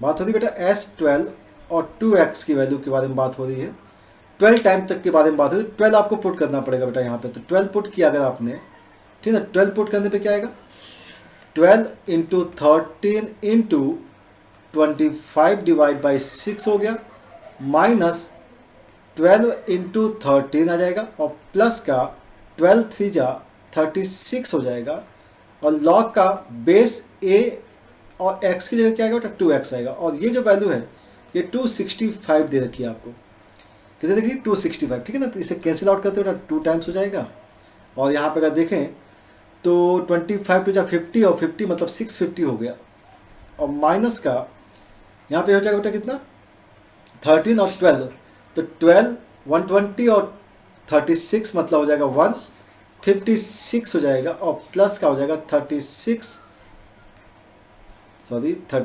है ये, और लॉग बेस a 2x हो गया, ठीक है ना, इस चीज़ को थोड़ा सा कैलकुलेशन में ध्यान रखेंगे, इजिकल हो गया 265 हो गया। अब ये 650 है और 156 और 36 कितना बेटा 120 आ जाएगा, माइनस का 120, और 650 से अगर माइनस किया 120 को तो 650 और माइनस 120 कर दिया तो बेटा कितना आएगा 530 आ जाएगा, 530 log base a 2x is equal to आएगा 265, ये कैंसिल आउट होता हुआ दिख रहा है 2 टाइम्स, मतलब अगर यहाँ देखा जाए तो 1/2 हो जाएगा, ठीक है ना, लॉग बेस a 2x की वैल्यू, मतलब 2 टाइम्स x की जो वैल्यू है वह a⁴, और x की जो वैल्यू थी वो थी a⁴, यहाँ ट्रांसफ़र कर दीजिए। जैसे ही आपने ट्रांसफ़र किया, ठीक है ना, जैसे ही आपने ट्रांसफ़र किया तो इसकी जो वैल्यू है वो क्या आ जाएगी बेटा, x की वैल्यू पुट कर दिए, तो 2 times a⁴ is equal to a⁴ आ गया। ओके, ना स्क्वायरिंग कर लेते बेटा, स्क्वायर करते ही आपको मिलेगा 4a⁴ is equal to a⁴, ठीक है ना, a⁴ क्या मिल जाएगा बेटा, एक मिनट एक काम कर लेते हैं, इसका स्क्वायर किया था तो यहाँ पे भी स्क्वायर, तो a⁴ कर लेते बेटा, सबसे आसान तरीका रहेगा पावर 4 कर लेते, तो ये हो गया 16, a इज इक्वल टू आ गया पावर 4 किया तो क्या आ गया a स्क्वायर हो गया, ठीक है, तो आइदर a की वैल्यू क्या आएगी आपके पास 0 आएगी, या तो a की वैल्यू आएगी 16, ठीक है ना, तो ये 2 वैल्यू आ जाएंगे आपके पास। अब देखना है ये कि a की वैल्यू 0 हो सकती है क्या, एक्चुअली बेस है बेटा, बेस 0 तो हो ही नहीं सकता है, तो a की वैल्यू क्या होनी चाहिए 16 होनी चाहिए, तो अब हम इसका आंसर मैच करा देते हैं कि a की वैल्यू क्या आ रही थी, तो a की वैल्यू आपको यहाँ पे इंटीजर टाइप का क्वेश्चन है, तो यहाँ पे a की वैल्यू क्या लिखनी है आपको 16, तो a इज इक्वल टू आपके पास यहाँ आंसर आ रहा था 16, ठीक है। चलिए काफ़ी लेंदी क्वेश्चन है ये और टाइम कंज्यूमिंग क्वेश्चन था बेटा, ठीक है ना, नेक्स्ट क्वेश्चन देख लेते हैं हम लोग। हाँ तो बच्चों बात करें नेक्स्ट क्वेश्चन की, और ये जो नेक्स्ट क्वेश्चन दिया गया था वो सीक्वेंट सीरीज के ऊपर बेस्ड है, तो इसके बारे में बात कर लेते हैं। अब सिंपल सी बात है बेटा कि अगर आपके पास ये टर्म्स दिए गए जीपी में, तो इसका मतलब है कि a² की जो वैल्यू होगी वो 1/16 इंटू बी हो जाएगी, ठीक ना, और अगर ये AP में दिए हुए हैं तो इसका मतलब है 2/b इज इक्वल टू आपको मिलेगा 1/a प्लस का 6 मिल जाएगा। AB की वैल्यू निकालनी बेटा, तो बहुत सिंपल सा केस ये है कि हम यहाँ से B की वैल्यू को निकाल करके ट्रांसफर कर सकते हैं, मतलब यहाँ पे देखा जाए तो 1 प्लस का 6a अपॉन में a is equal to 2/b, means अगर b की वैल्यू देखी जाए तो b की वैल्यू क्या मिल जाएगी बेटा 2a अपॉन 1 प्लस का 6a मिल जाएगी, तो b ट्रांसफर कर दीजिए, तो ये हो गया 16a² is equal to b की जगह पुट किया 2a upon 1 plus 6a, a आप कैंसिल आउट कर सकते हैं, या तो आप a की वैल्यू को 0 पुट करेंगे, ठीक ना, अदरवाइज आपके पास a को कैंसिल आउट करना है, ठीक ना, तो यहाँ पे आ गया 8 आ गया, तो यहाँ पे कितना आ गया बेटा 8a, ठीक ना, ध्यान रखिएगा, और ये 16, तो 6a मल्टीप्लाई किया 8a के साथ तो कितना आ गया 48a² आएगा, और प्लस का 8a इज इक्वल टू आ जाएगा 1, ट्रांसफर करेंगे तो क्या आएगा 48a² plus 48a minus 1 is equal to 0। अब a की वैल्यू सब्स्टिट्यूट करनी है, तो यहाँ से a की वैल्यू देखी जाए तो 12 फोर जा हो जानी चाहिए, तो ये होगा 48a स्क्वायर प्लस 12a और माइनस 4a माइनस का 1 इज इक्वल टू 0। 48 कॉमन लिया बेटा, सॉरी 12a कॉमन ले लिया, तो यहाँ पे बचेगा क्या 4a प्लस का 1 आ जाएगा, और माइनस का 1 कॉमन लिया तो 4a प्लस का 1 आ जाएगा इज इक्वल टू 0। तो a की वैल्यू जो आएगी वो 1/12 आएगी और माइनस का 1/4 आएगी। तो हम पॉजिटिव को कंसिडर करके चलते हैं, ठीक है ना। 1/12 ले लेते हैं, तो 6b की वैल्यू क्या आएगी, b इज इक्वल टू आ गया, ध्यान से देखिएगा b इज इक्वल टू क्या आ गया, अगर a की वैल्यू है 1/12 तो 1/44 कर लें क्या, यहाँ से a की वैल्यू अगर पुट कर देते तो a की वैल्यू अगर पुट की तो 1/44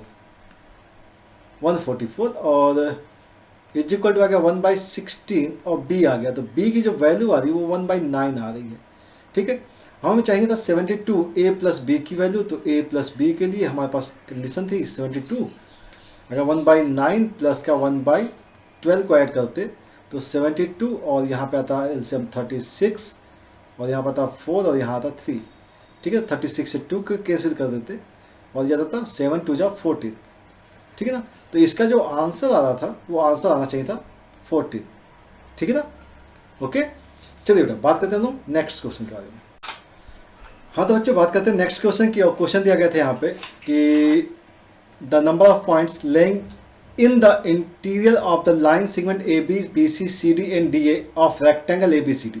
एक काम करते हैं, इसका एक फिगर फॉर्म करने की कोशिश करते हैं और देन उसके बारे में बात करते हैं। तो हमारे पास एक रेक्टेंगल दिया हुआ है ए बी सी डी दिया हुआ है, और ये कहा गया था कि हर एक लाइन पे कुछ पॉइंट्स दिए गए, जैसे ए बी पे कितने हैं बेटा पॉइंट्स, 1 2 3 4 एंड 5 पॉइंट्स दिए गए हैं। इस पर 6 दिए गए हैं, 1 2 3 4 5 6 दिए गए हैं। यहाँ 7 है, 1 2 3 4 5 6 7, और यहाँ 9 है बेटा, 1 2 3 4 5 6 7 8 9। अब आपसे ये कहा गया था if alpha is the number of triangle made from the points bye selecting each vertex मतलब फ्रॉम डिफरेंट लाइन सेगमेंट। तो ये वर्टेक्स जो है ना, इन सब से अगर आप ज्वाइन करें, ठीक ना, जैसे इस 2 को ले लिया और फिर हमने क्या कर दिया बेटा, इस थर्ड को मैच करा दिया, तो हमें यहाँ क्या मिल जाएगा, एक ट्रायंगल मिल जाएगा। मतलब हमने क्या किया, ए बी से एक सेलेक्ट किया, एक एच डी से, और तीसरा क्या सेलेक्ट किया, डी सी से सेलेक्ट किया। तो इस पास से इस टाइप से अगर हम अरेंजमेंट देखना चाहेंगे तो हम कैसे देख सकते हैं बेटा, 3 टाइप से अरेंजमेंट है। तो ए बी लेंगे, ठीक ना, ए बी से मतलब यहाँ पे 5 है पॉइंट्स हैं, यहाँ 6 पॉइंट्स हैं, यहाँ 7 है, और यहाँ पे 9 पॉइंट्स हैं। तो हम क्या कर रहे हैं, हमने यहाँ पे क्या किया बेटा, अल्फा की वैल्यू क्या होनी चाहिए, हमने 9 से 1 लिया, देन ए बी मतलब 5 से 1 ले लिया, और देन क्या किया 7 से 1 ले लिया। एक केस तो ये बन सकता है, एक केस ये हो सकता है बेटा कि 9 से हमने 1 लिया, 5 से हमने 1 ले लिया, और हमने फिर क्या किया 6 वाले से 1 ले लिया, 7 वाले को नहीं टच किया, हम यहाँ पे पहुँच गए, इसमें से किसी एक को ले लिया, ठीक है ना। तो 6C1, तो ये भी एक ट्रायंगल बनेगा। अदरवाइज क्या हो सकता है, 9C1 ले लिया, 6C1 भी रखा, और फिर क्या कर दिया बेटा 9 6 हो गया, 5 ले चुके हैं, और अब क्या कर सकते हैं 7 ले लें, 7C1। ध्यान से देखिएगा, हमने क्या किया था, पहले 9 को लिया, 7 को लिया और 6 को लिया, इसको ले लिया, ठीक है ना, इसको इससे मैच कराते हुए देख लिया, ये ट्रायंगल, ये भी हो सकता है, ठीक है ना। अच्छा एक केस और कौन सा बन सकता है, देखा जाए क्या, 3 केसेज हैं, ठीक है। तो अब क्या हो सकता है कि हमने 9 को हर एक जगह लिया है, तो एक काम करते हैं 9 को छोड़ करके अगर 5C1 लिया, 6C1 लिया, और फिर क्या किया 7C1 लिया, 7C1 लिया, एक केस ये बन सकता है। अच्छा और कोई केस बन सकता है क्या, हमने क्या किया है, इसके साथ इसको ले लिया, इसको ले लिया, 5 6 7 भी हो चुका है, ठीक ना, 5 9 7 भी हो चुका है, 5 9 7 भी हो चुका है, ठीक ना। इसके बाद ये सारी अरेंजमेंट हमने देख ली है। अब देखते हैं कि इसकी वैल्यू क्या आ रही है।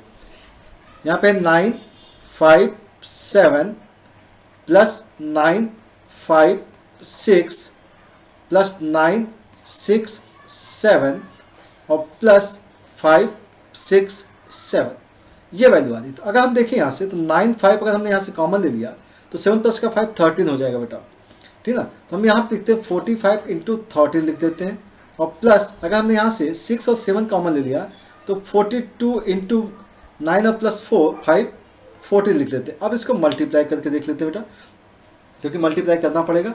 तो 13 5 जा कितना होगा 65, और 13 4 जा 52, और 52 और 6 52 6 50, 52 और 6 कितना होगा बेटा 58 हो जाएगा।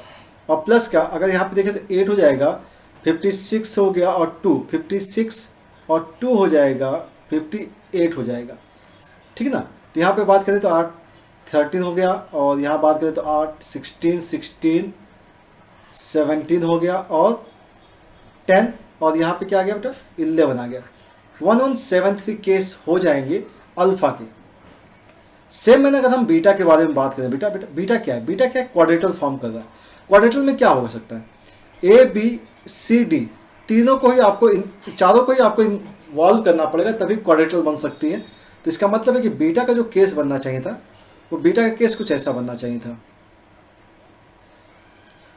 बीटा इज इक्वल टू होता 9c1 7c1 6c1 और 5c1, ये केस बनने चाहिए थे। तो 9 7 6 और 5 हो जाता, तो ये 30 हो जाता बेटा, और 37 या 21 इंटू 9 करना था आपको, 210 इंटू 9। तो अगर हम यहाँ पे देखें तो यहाँ पे कितना केस हो सकता था बेटा, यहाँ पे आएगा 9 0, और यहाँ पे आएगा 9, और यहाँ पे आएगा 2 जा 18, ठीक ना, 1890। पहले कितने केस आए थे, दिस वन। तो अब टोटल का डिफरेंस अगर देखा जाए तो 1890 और माइनस का आएगा 1173, तो वैल्यू आएगी यहाँ पे 7, यहाँ आएगा 1, और यहाँ पे की वैल्यू क्या आनी चाहिए बेटा, यहाँ पे वैल्यू क्या आएगी 7, तो 717। तो ये हमारा आंसर आना चाहिए था, ठीक है, बीटा माइनस अल्फ़ा का केस। तो इसको हम लोग देख लेते हैं, तो हमारे पास जा रहा है आंसर 717। तो आई होप आपको ये भी क्वेश्चन समझ में अच्छे से आ गया होगा, ठीक है। चलिए, तो अब हम लोग बात करेंगे कुछ और क्वेश्चन की। चलिए, कंप्लीट होने वाला है अब ये 8। तो नेक्स्ट क्वेश्चन बेटा हमारे पास यहाँ A B are sides of the triangle where A is equal to 5 और बी इज इक्वल टू दिया गया 12 and area of triangle is equal to 30 दिया गया है, ठीक है। तो एक काम करते हैं कि इसकी एरिया ऑफ ट्राइंगल अगर देखें तो हम कुछ इस टाइप से अगर एक फॉर्म कर लें कि मान लीजिए अगर ये 12 है और ये 5 है, तो एरिया ऑफ ट्राइंगल की वैल्यू क्या बेटा 30 है। अब ये 30 कब आया होगा, जब हम बात किए होंगे 1/2 बेस इंटू हाइट, और उस केस में क्या आया होगा, एरिया ऑफ ट्राइंगल 30 आया होगा। मतलब इसका सीधा सा है कि ये क्या होगा, ये क्या होगा बेटा, ये होगा राइट एंगल ट्राइंगल, और ये होगा वैल्यू 13 होगी, ठीक है ना। तो ये एरिया ऑफ ट्राइंगल का केस है। Then the value of 2r और प्लस के r के बारे में बात की गई है, ठीक है ना। तो बहुत सिंपल सा केस है बेटा। अगर हम बात करें यहाँ a है, ये b है और ये c है, और एक राइट एंगल ट्राइंगल है।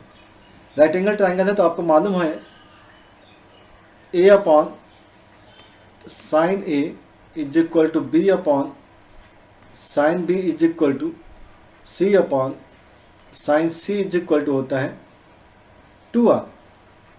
क्या होता है, 2r होता है। इसका मतलब ये है कि अगर हम इसको सब्स्टिट्यूट करना चाहें और इसे a मान लिया है, तो a की वैल्यू 13 अपॉन अगर बात करें साइन a, तो साइन a की वैल्यू 1 हो गई, और ये हो गया 2r। तो यहाँ से r की जो वैल्यू आएगी वो आएगी 13/2, ठीक है ना। मतलब 2r की वैल्यू क्या आ गई 13 आ गई। ये बात तो समझ में आ गई कि 2r की वैल्यू क्या आ गई 13 आ गई। अब आते हैं स्मॉल r की वैल्यू। तो स्मॉल r का मतलब क्या था बेटा, डेल अपॉन s होता है, ठीक है। स्मॉल r की वैल्यू क्या होती है, डेल अपॉन s, और डेल क्या होता है, एरिया ऑफ ट्राइंगल होता है। अब एरिया ऑफ ट्राइंगल तो आपको मालूम है, एरिया ऑफ ट्राइंगल क्या है 30 है, और डिवाइड बाय s निकालना है आपको। तो s की वैल्यू हो गई a plus b plus c/2 हो जाती है। तो अगर हम इसका एडिशन करें तो यहाँ पे कितना आएगा बेटा 17 प्लस का 13, 17 और प्लस 13 मतलब 30/2, मतलब क्या आ गया, कितना आ गया बेटा 10 आ गया, और 10 ये वैल्यू आ गई। तो अगर हम यहाँ पे s की वैल्यू को 10 पुट करें तो वैल्यू कितनी आ गई 3 आ गई। तो अगर हम देखें तो 2r प्लस के स्मॉल r की जो वैल्यू आनी चाहिए थी वो वैल्यू आनी चाहिए थी 13 प्लस का 13 और प्लस का कितना था बेटा 3 आ गया, और ये वैल्यू आ रही 16। सॉरी यहाँ पे बात हो रही थी, यहाँ पे सॉरी ये क्या आ गया था 30/2, सॉरी यहाँ पे क्या हो गया था 30/2 15 हो गया था बेटा ये, और 15 हो गया था, तो यहाँ पे 15 मतलब ये वैल्यू आ गई थी 2, और 2 करेंगे तो यहाँ पे 2 आएगा और यहाँ पे वैल्यू कितनी आएगी 15 आ जाएगी। तो एक्चुअल में इसका आंसर 15 आ रहा था, ठीक है ना बेटा। तो थोड़ा सा यहाँ पे कैलकुलेशन ध्यान रखिएगा, यहाँ वैल्यू क्या है बेटा 15 आ रही है। तो प्रोसेस तो आपको समझ में आ ही गया होगा। ओके, चलिए तो नेक्स्ट क्वेश्चन देख लेते हैं। ओके बेटा, बात करें नेक्स्ट क्वेश्चन की, और ये नेक्स्ट क्वेश्चन जो है वो इंक्रीजिंग डिक्रीजिंग के ऊपर डिपेंड कर रहा था, इंटरवल फंक्शन इंक्रीजिंग, ठीक है ना। तो फंक्शन दिया हुआ है, इंक्रीजिंग के बारे में बात की गई तो डिफ्रेंशिएट तो करना ही होगा। तो फंक्शन हमारे पास जो दिया गया है वो f x is equal to है लॉग मॉड एक्स माइनस 1 दिया गया है, माइनस का लॉग एक्स प्लस का 1 लिख लेते हैं, और माइनस 2 अपॉन एक्स माइनस 1 दिया गया। डिफ्रेंशिएट कर देते बेटा। एफ डैश ऑफ एक्स की जो वैल्यू आएगी, ये वैल्यू आएगी आपके पास 1 upon x minus 1 minus 1 upon x plus 1, और माइनस की जगह प्लस हो जाएगा, ये आएगा 2 अपॉन एक्स माइनस 1 का स्क्वायर। ओके, अगर हम इसके बारे में बात करते हैं तो इसका एलसीएम जो आएगा वो एक्स स्क्वायर माइनस का 1 आएगा, और यहाँ से आएगा एक्स प्लस 1 और माइनस एक्स प्लस 1 और plus 2 upon x minus 1 whole square हो जाएगा। और अब बात करते हैं कि आएगा 2 अपॉन एक्स स्क्वायर माइनस 1 और plus 2 upon x minus 1 whole square. अब वैल्यू एक्चुअल में बेटा इंक्रीजिंग के बारे में बात करें तो ग्रेटर इक्वल टू 0 के बारे में बात करनी है, तो हम लोग को इसी को कैलकुलेट अभी करना है। तो यहाँ पे बात आएगी एक्स स्क्वायर माइनस 1 अगर आपने एलसीएम ले लिया, ठीक है ना, और यहाँ से आएगा एक्स माइनस 1 का होल स्क्वायर। तो अगर आप इसका एलसीएम लेते हैं तो 2 को गायब कर सकते हैं, कोई दिक्कत तो है नहीं, 2 यहाँ लिख लिया, और बात आगे यहाँ पे इसको ट्रांसफर किया तो ये आएगा एक्स स्क्वायर माइनस का 2x प्लस 1 और प्लस एक्स स्क्वायर माइनस का 1। तो यहाँ माइनस 1 प्लस 1 तो कैंसिल आउट हो गया। ओके, तो यहाँ पे देखिएगा 2x स्क्वायर, तो मतलब यहाँ से 2 कॉमन हो सकता है, 2 और 2x कॉमन हो सकता है, तो x माइनस का 1 आ जाएगा। ओके, ये केस हो जाएगा, और यहाँ पे आएगी वैल्यू एक्स स्क्वायर माइनस 1 और यहाँ से वैल्यू आएगी एक्स माइनस 1 का होल स्क्वायर, और which is greater equal to 0 होगा। ठीक है, चलिए तो बात करते हैं अब इसको कैसे टैकल करना है। तो हमारे पास केसेस देखते हैं यहाँ पे क्या क्या बन सकते हैं। तो देखा जाए बेटा इससे, तो हमारे पास केस क्या बन सकता है यहाँ पे 2 4 को गायब कर दीजिए। तो यहाँ पे पॉजिटिव केस, तो यहाँ से एक्स की वैल्यू आपको मिल रही है 0, ध्यान से देखिएगा, एक्स की वैल्यू आपको मिलेगी 0, ठीक है ना। ये वैल्यू ऑलवेज पॉजिटिव है तो इसको तो हम रिमूव कर ही सकते हैं, और यहाँ से x माइनस 1 मिलेगा तो मतलब प्लस माइनस 1 भी मिलेगा आपको, -1 और +1 भी मिलेगा आपको। ठीक है, अब बात आती है x की वैल्यू 0 है और हमें पॉजिटिव चाहिए, तो पॉजिटिव कब होगा बेटा 1 से अगर बड़ा है, 1 से वैल्यू अगर ग्रेटर है तो ऑब्वियस सी बात है कि 1 से अगर बड़ी है तो वैल्यू कैसे आएगी बेटा पॉजिटिव आएगी, वैल्यू कैसे आएगी पॉजिटिव आएगी। और जब 1 और 0 के बीच में है तो 1 0 के बीच में अगर है वैल्यू तो सोचना पड़ेगा, यहाँ पे x माइनस 1 से आप इसे कट कर सकते हैं, 1 अपॉन एक्स प्लस 1 आ जाएगा, तो ये वैल्यू कैसे आ जाएगी बेटा 0 से 1 पॉजिटिव आ गया, और ये भी पॉजिटिव, तो मतलब इस केस में भी क्या बेटा ये वैल्यू पॉजिटिव आ रही है। ओके, ये भी वैल्यू क्या आ गई पॉजिटिव आ गई। अब बात करते हैं 0 से -1 के बीच में, तो निगेटिव वैल्यू आ गई बेटा, तो ये निगेटिव हो गया, ये निगेटिव हो जाएगा, ये केस भी निगेटिव हो जाएगा। ठीक है, अगर हम यहाँ पे बात करें तो ये केस अभी भी निगेटिव रहेगा, तो मतलब कंडीशन कैसे आएगी बेटा निगेटिव की कंडीशन हो जाएगी। और -1 से अगर छोटा रखते हैं तो ये माइनस मतलब प्लस हो जाएगा, और -1 से अगर छोटा रखेंगे तो ये वैल्यू पॉजिटिव हो जाएगी, मतलब वैल्यू कैसे आएगी बेटा अगेन पॉजिटिव हो जाएगी। तो हमें क्या करना था बेटा पॉजिटिव लेना था, तो ग्रेटर देख लीजिए। तो अगर हम देखें यहाँ से तो x की वैल्यू जो है वो बिलोंग करेगी -∞ से -1 तक, ठीक है ना, और -1 इसको सेटिस्फाई करेगा क्या, ध्यान से देखिएगा, -1 इसको सेटिस्फाई नहीं करेगा, इसलिए हम यहाँ पे ओपन इंटरवल लगाएंगे। यूनियन बात करेंगे 0 से 1 के बीच में, और यूनियन बात करेंगे 1 से इनफाइनाइट के बीच में। तो मुझे लगता है कि ये जो आंसर आया था 0 हम इंक्लूड कर सकते हैं क्या, हाँ 0 इंक्लूड कर सकते थे, इस चीज़ को ध्यान रखिएगा, 0 इंक्लूड हो सकता है, बिकॉज यहाँ पे 0 हो सकता है, तो ऑब्वियस सी बात है कि 0 आ सकता है, तो मतलब इसका फर्स्ट ऑप्शन करेक्ट होगा। ओके, चलिए ओके नेक्स्ट देख लेते हैं। Next question, consider the set ए दिया गया है और रिलेशन आर डिफाइन किया गया बेटा ए क्रॉस ए पर डिफाइन किया जाए, मतलब जो भी एलिमेंट्स आपको लेने हैं वो ए से लेने हैं। इज एन इक्विवेलेंस रिलेशन, और एक रिलेशन आपको दिया गया है दिस वन, और सी डी की वैल्यू दी गई 3/4 in find the ordered pair of a b. Obvious सी बात है कि इसको बहुत सिंपली फाइंड आउट किया जा सकता है। ए बी दिया गया बेटा, और आपके पास रिलेशन दिया गया, और यहाँ पे सी डी दिया गया है, और यहाँ पे आपके पास रिलेशन जो है वो A D is equal to B C दिया गया है, ठीक है ना। तो जैसे अगर आपने ए बी किया और इसका रिलेशन आपने निकाला है सी डी के साथ, सी डी क्या बेटा 3 4 के साथ निकाला, तो ए के साथ डी मतलब 4a इज इक्वल टू आ गया आपके पास 3b। मतलब हमें एक रिलेशन ऐसा फाइंड आउट करना है a is equal to 3/4b। ध्यान से देखिएगा 3/4 b की वैल्यू होनी चाहिए, तो a की वैल्यू हमें ऐसी चाहिए। तो देखते हैं बेटा b की वैल्यू हम लोग क्या यूज़ कर सकते हैं जिससे a की वैल्यू क्या मिल जाए। b की वैल्यू अगर हमने 4 यूज़ की, ध्यान से देखिएगा 4 यूज़ की तो e की वैल्यू 3 आ जाएगी, तो 3 और 4 का तो कॉम्बिनेशन बन सकता है। फिर b की वैल्यू अगर हमने मान लीजिए 2 यूज़ की तब नहीं बन सकता है। अब बात करते हैं 8, तो 8 अगर यूज़ किया b की जगह तो हमारे पास आ जाएगा यहाँ पे 6 आ जाएगा। बात समझ में आ रही ना। तो इसी टाइप से आपके पास मुझे लगता है कि डबल वाला केस जो बनता चला जा रहा है, अगर हमने यहाँ पे मान लीजिए 12 पुट किया, 12 पुट करने पे 9 आ जाएगा, तो a की वैल्यू आ गई 9 और यहाँ आ गया 12, ठीक है ना। और ऐसे ही अगर आप मैच कराते चले जाएंगे तो देखिएगा यहाँ पे क्या आता है बेटा 4 2 जा 8 3 जा 12, मतलब यहाँ पे आएगा कहाँ तक 28 तक जाएगा, मतलब 7 टाइम्स से आएगा, 4 7 जा 28। और 3 के केस में 3 2 जा 3 जा 3 7 जा 21 आ जाएगा, क्योंकि 28 के बाद का जो नंबर आएगा b के लिए वो आप अप्लीकेबल नहीं कर सकते हैं, क्योंकि आपके पास a और b की लिमिटेशंस हैं 2 और 30 के बीच में। तो आपके पास टोटल जो नंबर ऑफ ऑर्डर पेयर बन रहे हैं वो बन रहे हैं कितने, 7 बन रहे हैं। ओके, चलिए नेक्स्ट देख लेते हैं हम लोग।